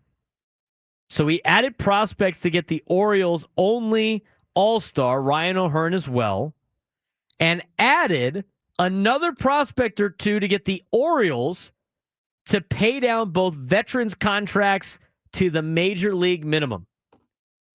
He has confined situations. He knows there's not a lot of money to spend. They don't want to be over the luxury tax. They've obviously already spent a lot of the money. And yet he finds a way at the trade deadline to get Mason Miller, to get JP Sears, to get Freddie Fermin, who, by the way, aside from Kathy in Los Angeles, who is a Royals fan, nobody else was super in on Freddie Fermin or knew anything about him. I mean, where did he go get this guy? I don't watch American League Central Baseball. I find it to be very boring. We've talked about this before, Frank and I. I think there's nothing more boring than a Wednesday afternoon Cleveland Guardians, Kansas City Royals game. There's nothing more boring than that on MLB Network. Absolutely nothing. I would rather watch the worst two teams in the NFL play Thursday Night Football than watch the White Sox play the Royals on a Thursday afternoon. Absolutely. There's nothing more boring than the American League Central playing any type of games. Twins, Tigers. Oh, my God. Nobody cares. Anyway, the only one that said anything was Kathy in L.A. She's a Royals fan about Freddie Fermin. Nobody had any idea who this guy was. I mean, I'm sure some people were like, well, I really, fantasy baseball players, all that stuff. But a lot of people didn't really know. Not a lot of people really know. And this guy's been a great addition. So he gets Mason Miller, he gets JP Sears, he gets Freddie Fermin, he gets Ryan O'Hearn, he gets Ramon Laureano, he picked up Nestor Cortez, he picked up Billy Wagner's son, all at the trade deadline, and he got the Orioles to pay Ramon Laureano's contract and Ryan O'Hearn's contract down to league minimum? I mean, think about all the great players he picked up. All the holes and areas of need that were filled. All while staying under budget. All while, again, not having anything to trade. I mean, we heard that all season long. Well, what are they going to trade? They have nothing to trade. All they have is DeVries. All they have is Solis. That's it. They don't have anything else. MLB Pipeline says their farm system is like 20-something in Major League Baseball. Yet he finds a way to do it again. And so when I was asked the question on the roundtable about the future of the Padres and is he going to have anything left to trade? which is a fair question by Ben. And again, it's like he's going to have to pay the piper eventually. Every year passes on, and the more I go, he's just going to figure it out. That's what he does. I think he gets that itch to try to make things happen with both arms tied behind his back. I think he enjoys it. I think he enjoys the challenge. And the wheeling and dealing makes it so much fun to watch. I mean, we've talked about so many times how the Padres are just like must-watch television. They're must-watch television in the regular season. They're must-watch television every time AJ Preller goes and meets with other major league organizations, any type of big Major League Baseball groups or events where some wheeling and dealing will happen. It's must-watch television. It is must-listen-to radio. He's at the center of attention all the time in Major League Baseball. You couldn't ask for anything else if you're a Padres fan. And yet, even though he hasn't won a World Series, to be honest with you, if your general manager gets you to 4 playoff appearances in 6 years after a decade plus of coming in last place and being irrelevant in the sport, you're going to have your guy for a long time. He's done his job. He now needs to do the next job, and that's win a World Series. Some very interesting stuff around the Padres in Major League Baseball. We have more on the trade deadline, more about the Padres when we come back.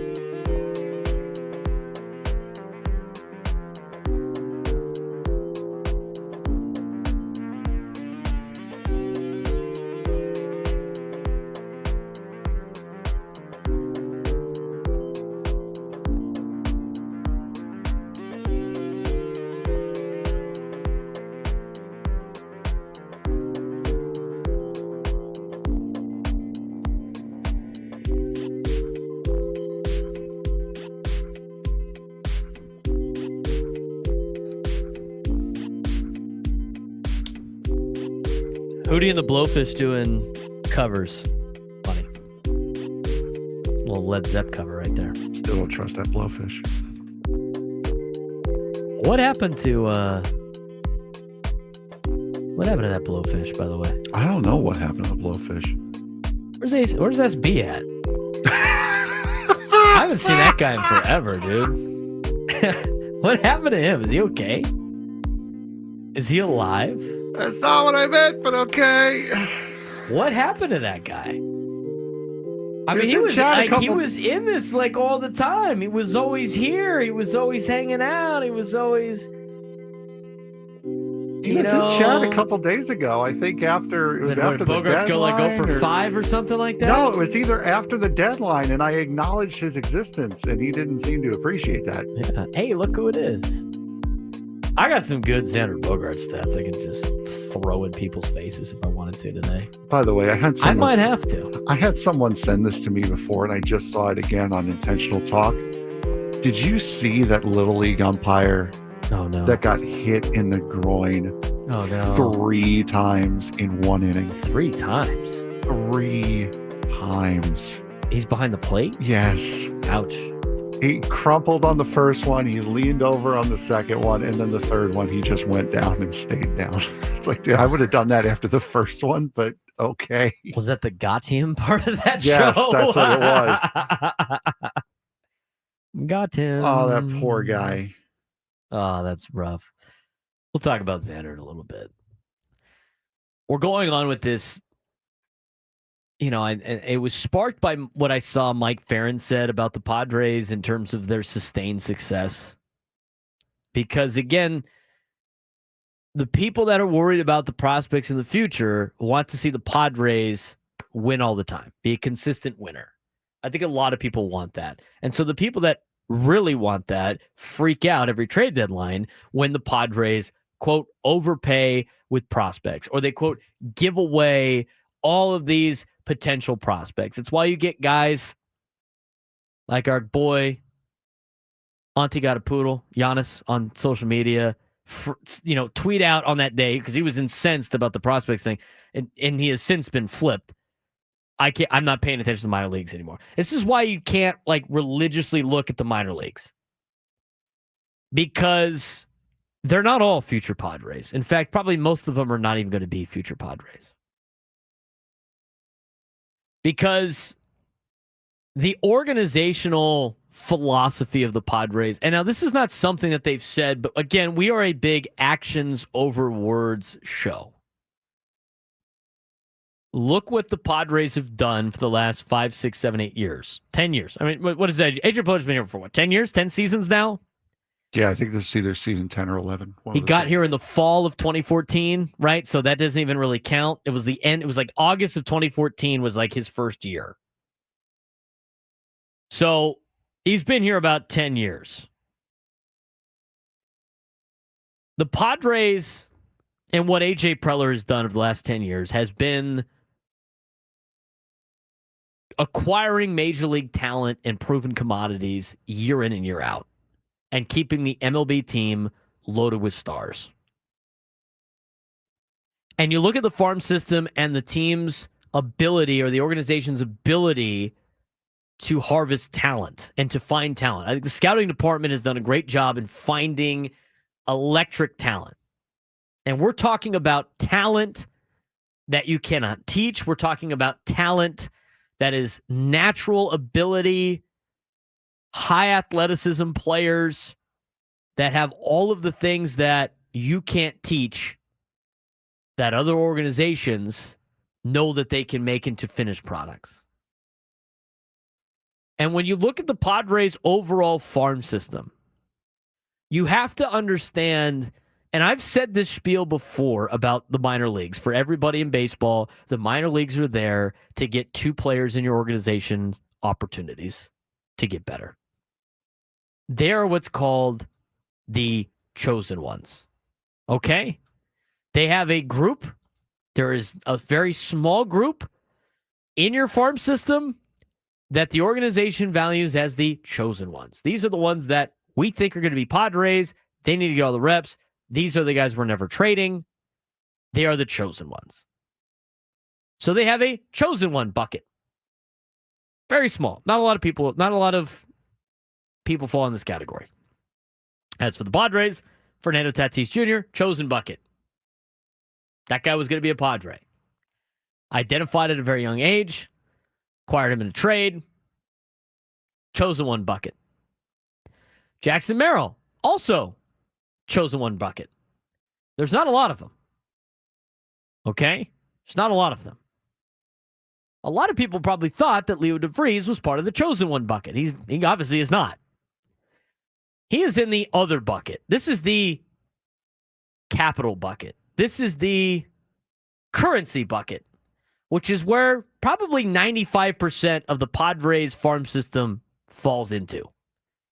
The non-chosen one bucket, the currency bucket, where they're using the farm system and they're going out and acquiring high talented players, and they're all the mystery box. It entices teams. They have the ability. These guys can turn into this. They could potentially be this. And so when they plant the seeds and they see the sprouts, they find the ones that these are going to be harvested by us. And then they see the other sprouts and go, these are blooming nicely, but I don't care about the nice flower on these. I don't care where this nice flower ends up. We're going to get rid of some of these sprouts. And so that's what AJ Preller has done. That's what he has been doing for the last 10 years. You have the chosen one bucket and you have the currency bucket. And the Padres have been using their currency bucket to acquire major league talent year in and year out. And they will continue to do that for as long as AJ Preller is the general manager of the San Diego Padres. AJ Preller has flipped so much talent in the minor leagues for all of these major league players.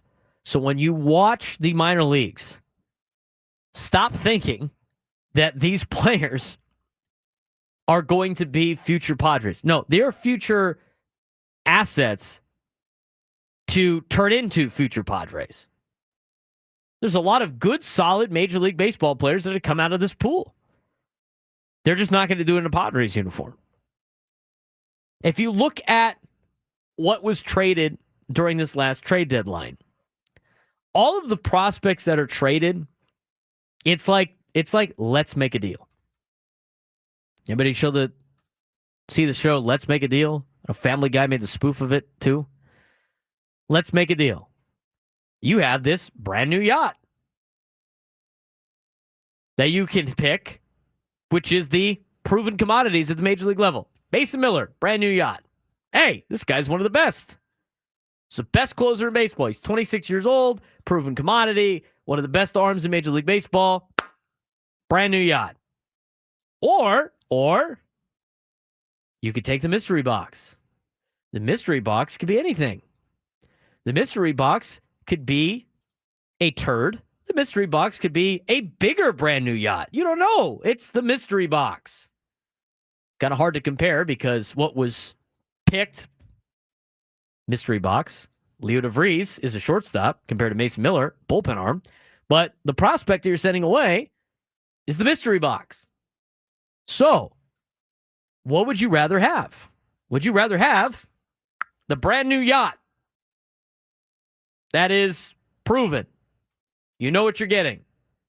It's awesome. It's nice.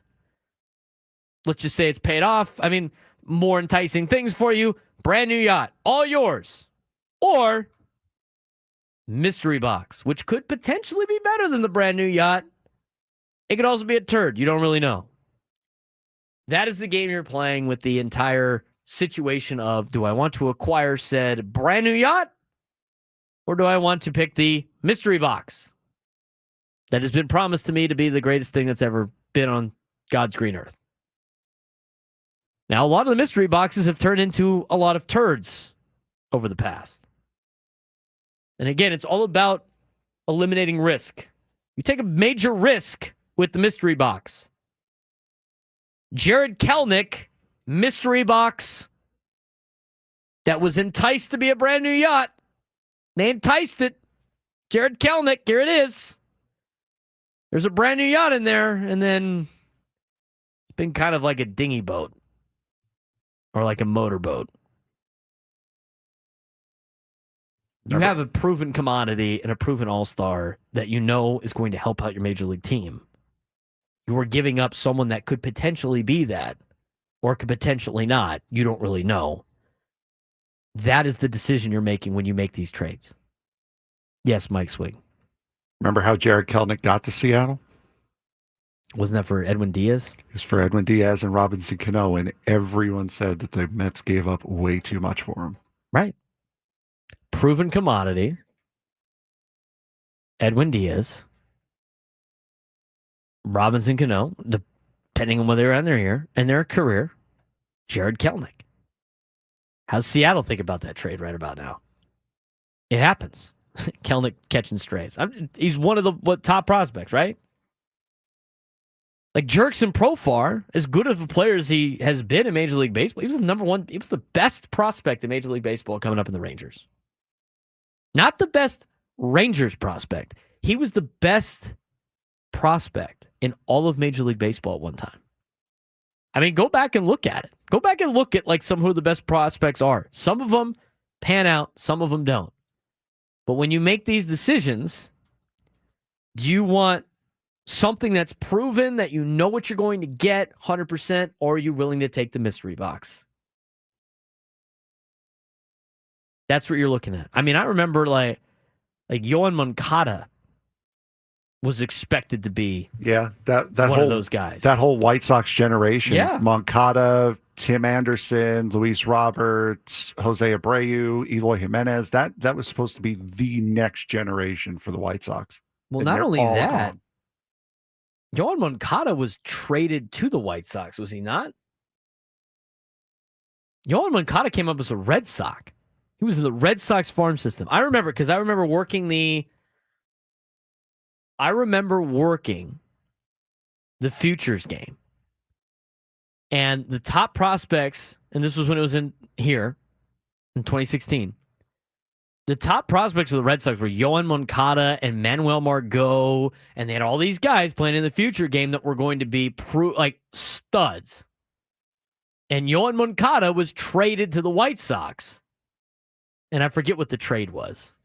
Adam has it in the chat. It's Moncada and Michael Kopech for Chris Sale. For Chris Sale. Moncada in his career had a pretty solid career. 252 average, 14.2 WAR.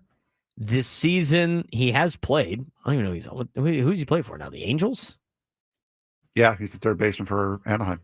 He's hitting 221, 8 home runs, 24 runs scored. Like, he's been okay in his age 30 season. He's had a decent career, but he was supposed to be the next greatest thing. I mean, he was hyped beyond belief. I mean, Manuel Margot. I mean, that's another guy that was like a solid player. He's had a solid career. A solid Major League Baseball career. Like, you can't be upset about Manuel Margot's career. But is Manuel Margot at the same level of a Fernando Tatis Jr.? Is he at the same level of a Jackson Merrill, albeit Jackson Merrill's very early on in his career? 11.4 WAR for Manny Margot, 254 batting average, 56 home runs in his career. Solid Major League Baseball career. But again, another player that came up and was supposed to be a stud. Do you want the proven commodity? Do you want the mystery box? The choice is yours. Let's talk about Xander Bogaerts when we come back. Does that sound like fun? Sounds like a great time. Oh, God, it sounds good. We got some stats for you on Xander Bogaerts when we come back. Braden Surprenant Show, Standings #1 Sports Station 97 to the Fan.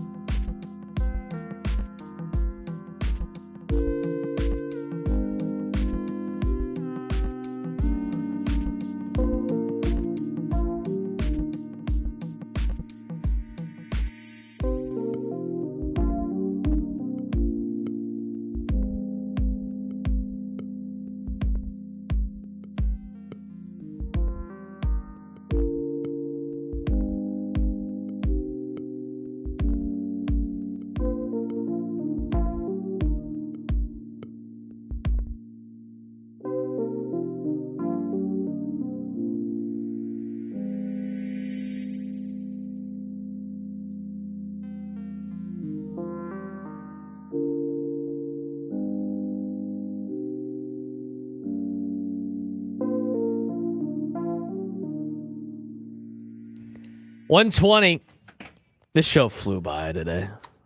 It's also only 3 hours because of the roundtable. Now I'm in a rabbit hole on the prospect stuff because now I'm looking at the 2016 prospect list. Yeah. Major rabbit hole. So they did like the top 5. I'm looking at top 5 farm system rankings in 2016. Mm-hmm. And then I'm going to look up top prospects to make Is it it easier. from 2016 or It's reviewed? mid-season Okay, 2016. so it's mid-season 2016. So it's not like we looked back on a class from 10 years ago and re-ranked them. Yeah.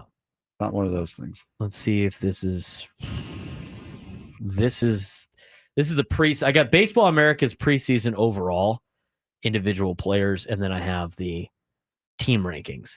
The number 1 team in 2016 for their farm system was the Milwaukee Brewers. And I'm trying to think. It's kind of hard to like lay out. Brewers total of 8 top 100 prospects. Shortstop Orlando Arcia, Lewis Brinson, Corey Ray, never heard of him, Josh Hader, Luis Ortiz, Bickford, forget his first name, Trent Clark, Brett Phillips. Here's your Brewers top 10 farm system in 2016. How about this? This has like the Chris Archer trade, a part of this with the Pirates. This is so sad. Pirates system took a slight hit when they sacrificed catcher Reese McGuire and outfielder Harold Ramirez to shed Francisco Liriano's salary, former Padre. Reese McGuire, who I think right now is the starting catcher for Boston, so he'll be here this weekend. Prospects on top 100 list for the Pirates that year was 6. Preseason top 10 ranked, they were 8th. They jumped to 4th. No team has 4 better prospects than right-hander Tyler Glasnow, outfielder Austin Meadows, first baseman Josh Bell, and righty Jamison Tyon. Shortstop Kevin Newman, Powhatan from Poway. Righty Mitch Keller, third baseman Cabrian Hayes are Pittsburgh's next wave. 2016. Now, there is a difference on that, right? They traded Glasnow and Meadows in that deal, right? To get Chris Archer? I think so. Can you look that up real Yeah. quick? But even then, so the situation is you are going to give up some good players every once in a while, too. Remember, that magic box is going to be good sometimes. But the difference is who you get. The magic box for the White Sox was Fernando Tatis Jr., and they took the commodity of James Shields. Woods could be a great player for the Nationals, but you got Juan Soto out of it. You didn't get James Shields. What was the trade? In what BucksDugout.com calls the worst Pirates trade ever. It's probably that. The Pirates received Chris Archer for Tyler Glasnow, Austin Meadows, and a player to be named later who turned out to be Shane Baz. Rough. Oops. Astros had a pretty good farm system that year, too. They were the 3rd best farm system in baseball. They were preseason top 10 ranked, and they had 8 prospects in the top 100. Astros matched the Brewers for the lead with 8 top 100 prospects, starting with the best in baseball, infielder Alex Bregman. He was the number 1 overall prospect. Not bad. Houston has wisely used the premium draft picks on Bregman, 2nd overall. First baseman AJ Reed. Anybody know who that is? Outfielder Kyle Tucker. Not bad. Right-hander Forrest Whitley. And outfielder Derek Fisher. Forrest Whitley, I vaguely know. He's been around for a little bit. It also has stolen most of its best mound prospects as minor trade pieces when they were in rookie ball. Righties Francis Martez. Who? They acquired him for Jared Cozart. Okay. David Polino. Who they got for Jose Veras. And Joe Musgrove, who they got from the Blue Jays in a 10-player deal. I think we know him. Yeah, he's not bad. Whatever happened to that kid? He'll be back soon. I hope he doesn't pitch in the playoffs. Sir, no. I want him to be healthy and ready to go for next year. But you know what? Don't. If he is, he's going to mow down people wearing the Padres uniform, I'll tell you that. Last one on you, the Dodgers. Dodgers in 2016. Preseason top 10 rank was number 1. Prospects in the top 100 was 4. Even after graduating baseball's preseason number 1 prospect, Corey Seager, he's had a pretty good career. And swapping 3 solid right-handers, Grant Holmes, Frankie Montas, and Jarrell Cotton to the A's for Rich Hill and Josh Reddick. I mean, I know who Frankie Montas is. Who is Grant Holmes and Jarrell Cotton? Grant Holmes is pitching for Atlanta right now. There it is. He's that long-haired, like very redneck guy. That's him. And who was the other one? Jarrell Cotton? Jarrell Cotton came up, and I think, Jarrell. Jarrell Cotton pitched for Oaklamento for a little bit, but he was never one of those guys that was able to stick around. Anyway, they sent those 3 guys off for Rich Hill and Josh Reddick.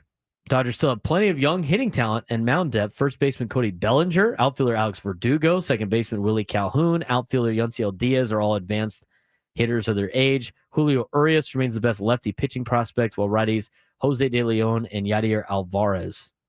Turned out to be a pretty good hitting prospect too, allegedly. Okay. Foul. Allegedly. He draws the foul.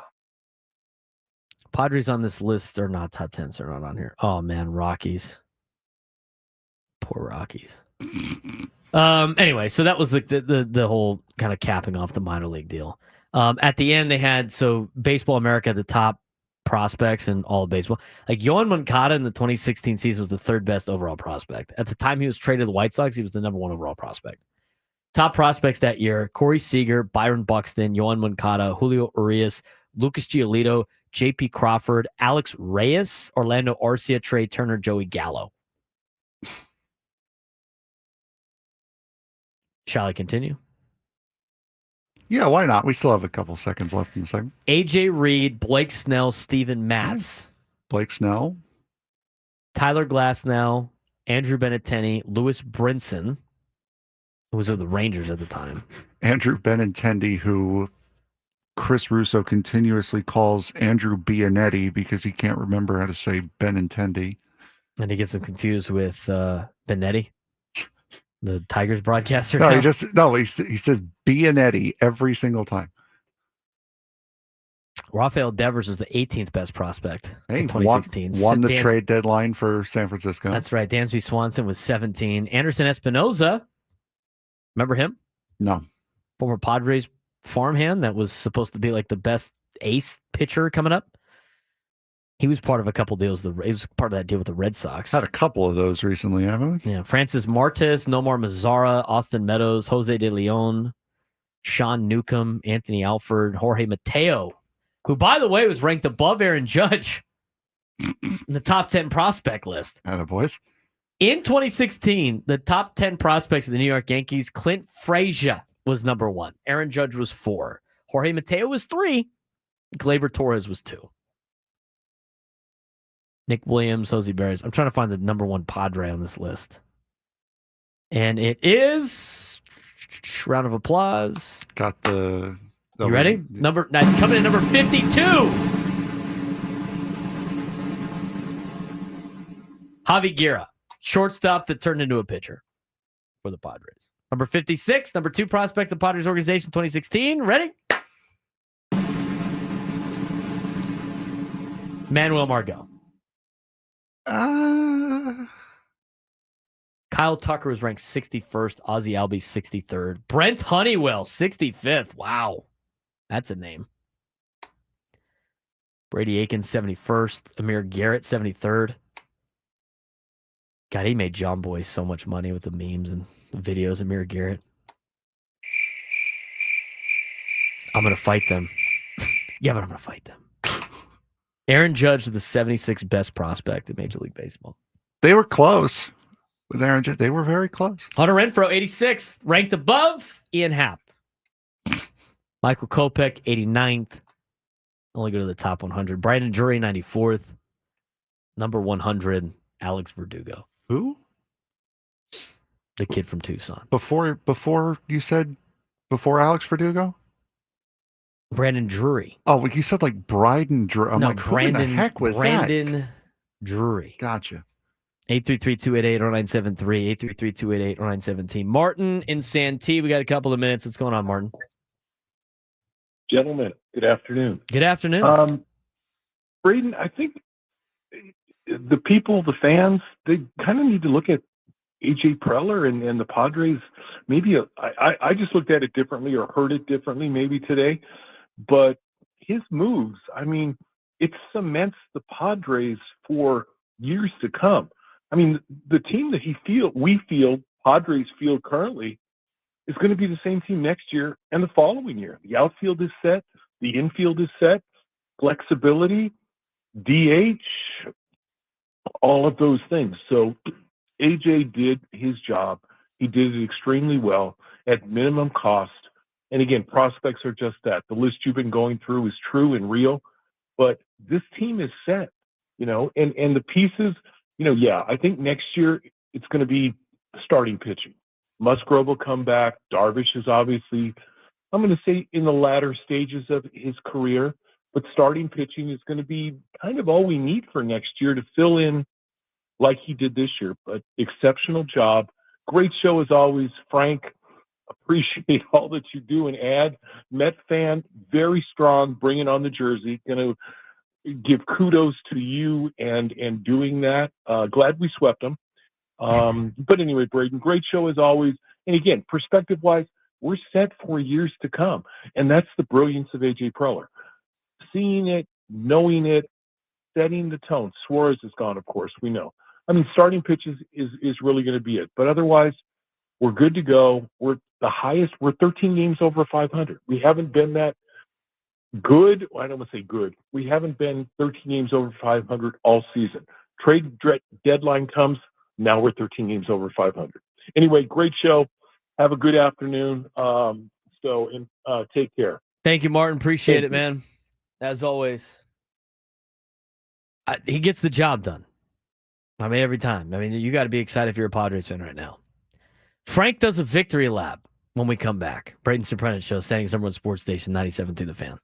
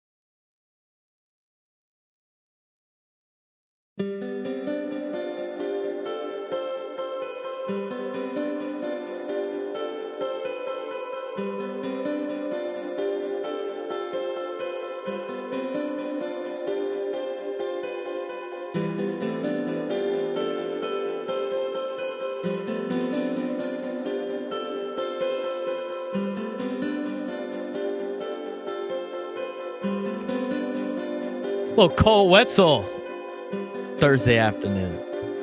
The vibe is different on Padres off days, man. The vibe is different. What are we gearing up for tonight? There's 4 baseball games on. Well, one's over. Second one is on right now. Oh, yeah. There's 2 more. Any NFL preseason football? Don't insult me. NFL's good. There's Leagues Cup. Final day of the group stage of Leagues Cup is tonight. Okay. That was a very San Diego FC's that was not a in very it. that was a very convincing. All right, let's Cool. let's go with it. You're asking for alternatives. I gave you alternatives. Well, alternative might be going to sleep. New York Red Bulls play. LA Galaxy play against Santos.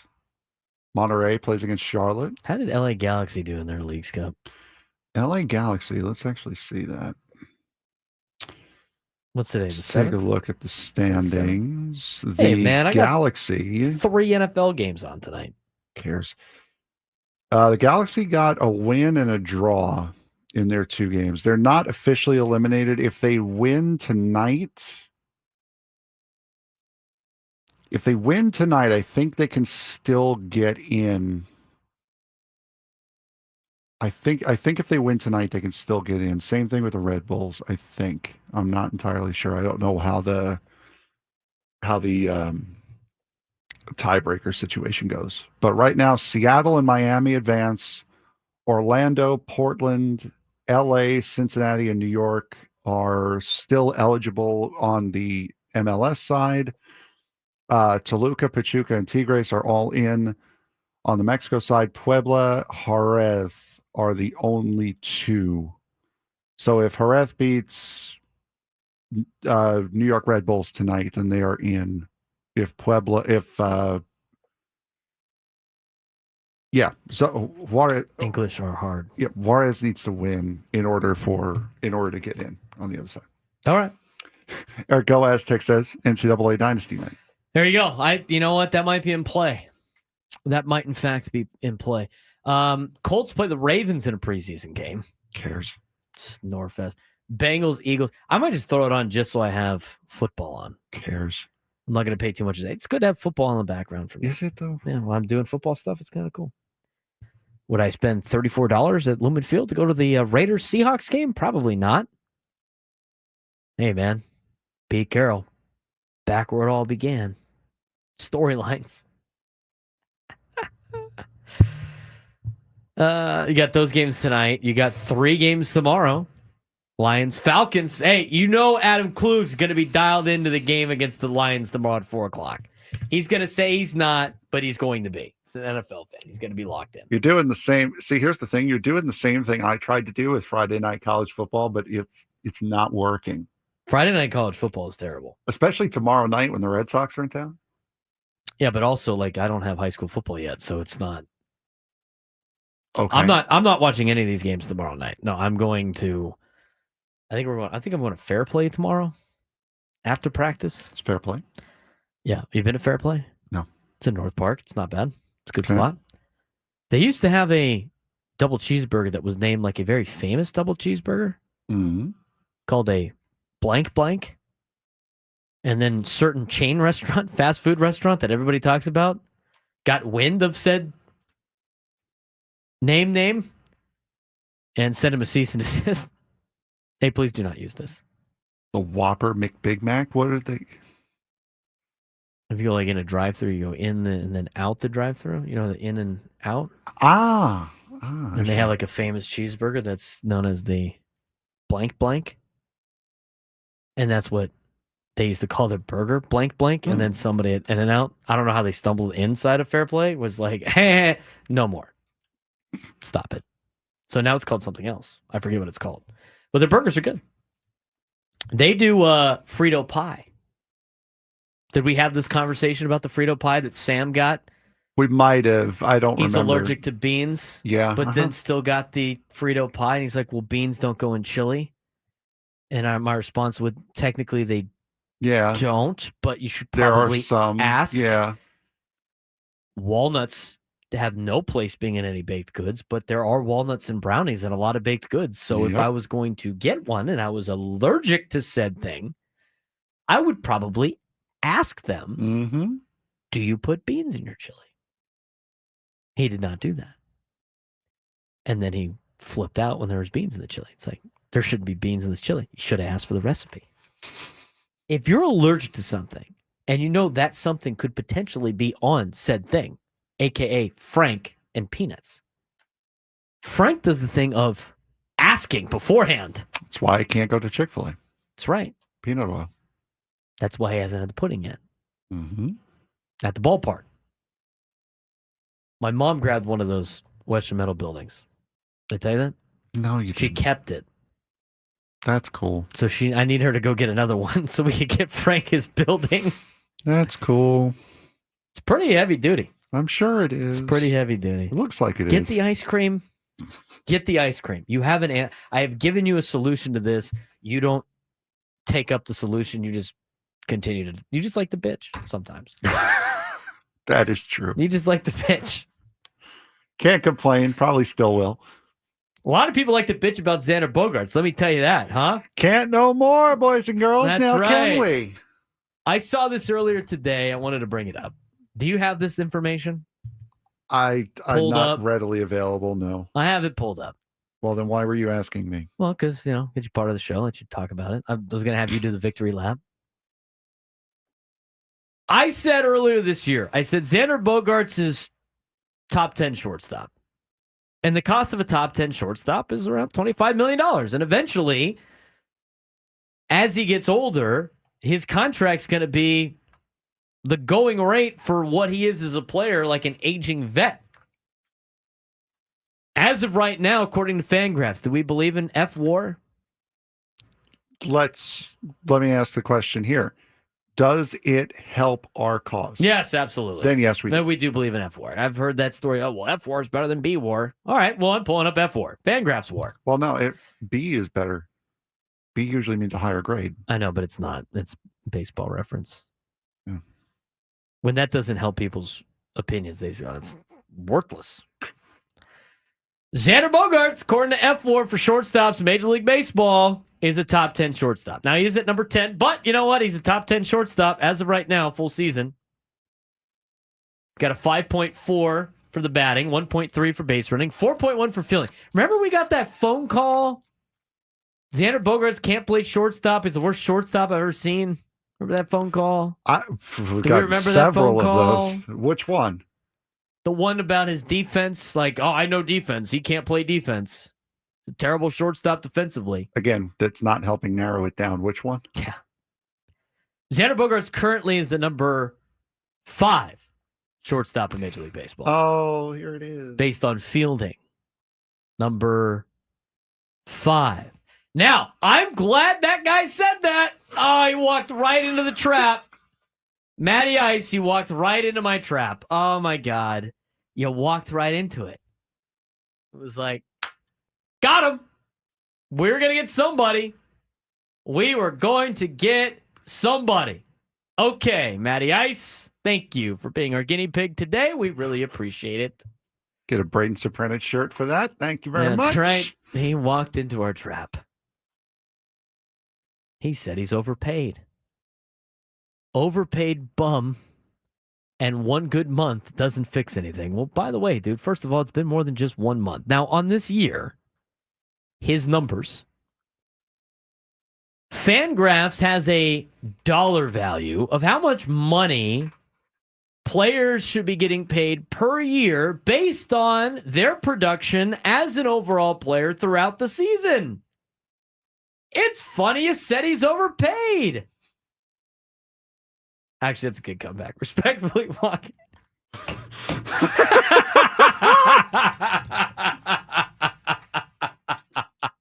I wish I could say that on air. I wish I could put it on YouTube. Yeah, we can't Matty do Ice, that. that was great. Definitely Respectfully, I love it. Definitely gets the shirt now. That's hilarious. That is hilarious. All right, you're not going to like this then. So Fangraphs ranks everybody. They give everybody a dollar value of how much money they should be making during the season, or like based on their stats. So Xander Bogaerts has a 3 F-WAR, which is good enough for top 10 in baseball. And his dollar value is $24.3 million per year. Per year. $24.3 million is what he should be getting paid based on his production this season. And by the way, his production this season has been the worst out of all of the other years he's been with the Padres. $24.3 million. Frank, how much does he actually make? 25.5. Yeah, there you go. The fact that he's even close to that is amazing. And based on the dollar value, he is a top 10 paid shortstop. And he's actually earning his contract. He's not even overpaid. He's not even overpaid. Top 6th in fielding, top 10 overall. He's getting up there in numbers. And since June 19th, he has been the 3rd best baseball player offensively in all of Major League Baseball. Yet people still continue to send me DMs about like, well, you know, his runners in scoring position stinks, so therefore he stinks. All right. Well, I handpicked some stats here, I guess. Xander Bogaerts, $24.3 million. Bobby Witt Jr. is the best shortstop. And according to Fangraphs, should be getting paid $42.2 million a year. Jeremy Pena, 34.8. Trey Turner, 34.6. You're getting more value, obviously, out of Trey Turner. Geraldo Perdomo, $32 million a year. Ellie De La Cruz, $31 million a year. Mason Wynn, $28 million a year. Francisco Lindor, $27 million a year. Gunnar Henderson, $25. Bo Bichette, $24. Xander Bogaerts, $24. Start looking at other pieces and what they should be making. I mean, Anthony Volpe should be making $10 million a year. If that. No, he shouldn't. Remember everybody wanted Trevor Story, right? That was like, well, they should trade him to the Red Sox for Trevor Story. And first of all, the Red Sox never do that because they didn't want him for a long period of time. Trevor Story's now should be making $17.3 million. He's the 17th best shortstop in Major League Baseball. CJ Abrams is behind Xander Bogaerts. Now he's getting league minimum, so I can understand some of the value there. But again, he's doing fine. And the whole part of this entire conversation was at the beginning when everybody was freaking out about Xander Bogaerts. What did we say? Talk to us at the end of the season. He's going to figure it out because he is a pro. So relax about how much he's making. Relax about it. He's doing fine. In fact, he's actually doing what some people would be exceptional this year. Great shortstop. Love having him on the team. Walked right into the trap. Now everybody is hoping that he's on steroids so they can get rid of him. People are insane, dude. Hilarious. He's doing great. It's not his fault. People are now. We got a lot more people on board with Xander Bogaerts now in the chat. I haven't heard too many people complain about him anymore. Right, but too early. No, I disagree with Travis. He's not going to get 20 home runs. There's no way. He's got 9. If he gets the 15 home runs, what did we say at the? We said if he hits 270 and like 15 home runs, it's a great season for Xander. You're getting exactly what you pay for. He's really on pace. He's hitting 271 right now. He's got 9 home runs. He needs 6 more home runs, and he'll be at the point where he's worth what that's what you get for what you paid for. If you want more than that, I mean, you better see if you can go get Bobby Witt Jr. or something. So, anyway, that was fun. I enjoyed that. By the way, best comment of the day is Matty Ice. That was hilarious. Respectfully. By the way, remember at the top of the hour, I brought up that video of the umpire getting hit 3 times. Is it more than that? No, I posted it on our Twitter page at _B Show. If you guys want to go check it out. You posted the video of it? Yes.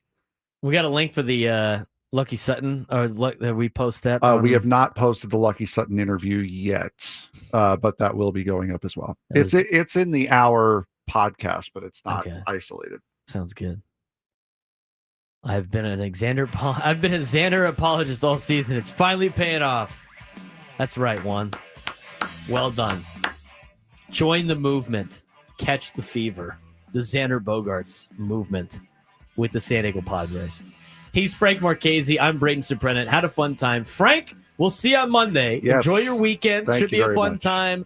Nick Danucci will be in here with me tomorrow. We'll have a fun show getting ready for Padres and Red Sox on Friday. Gwen and Chris coming up next.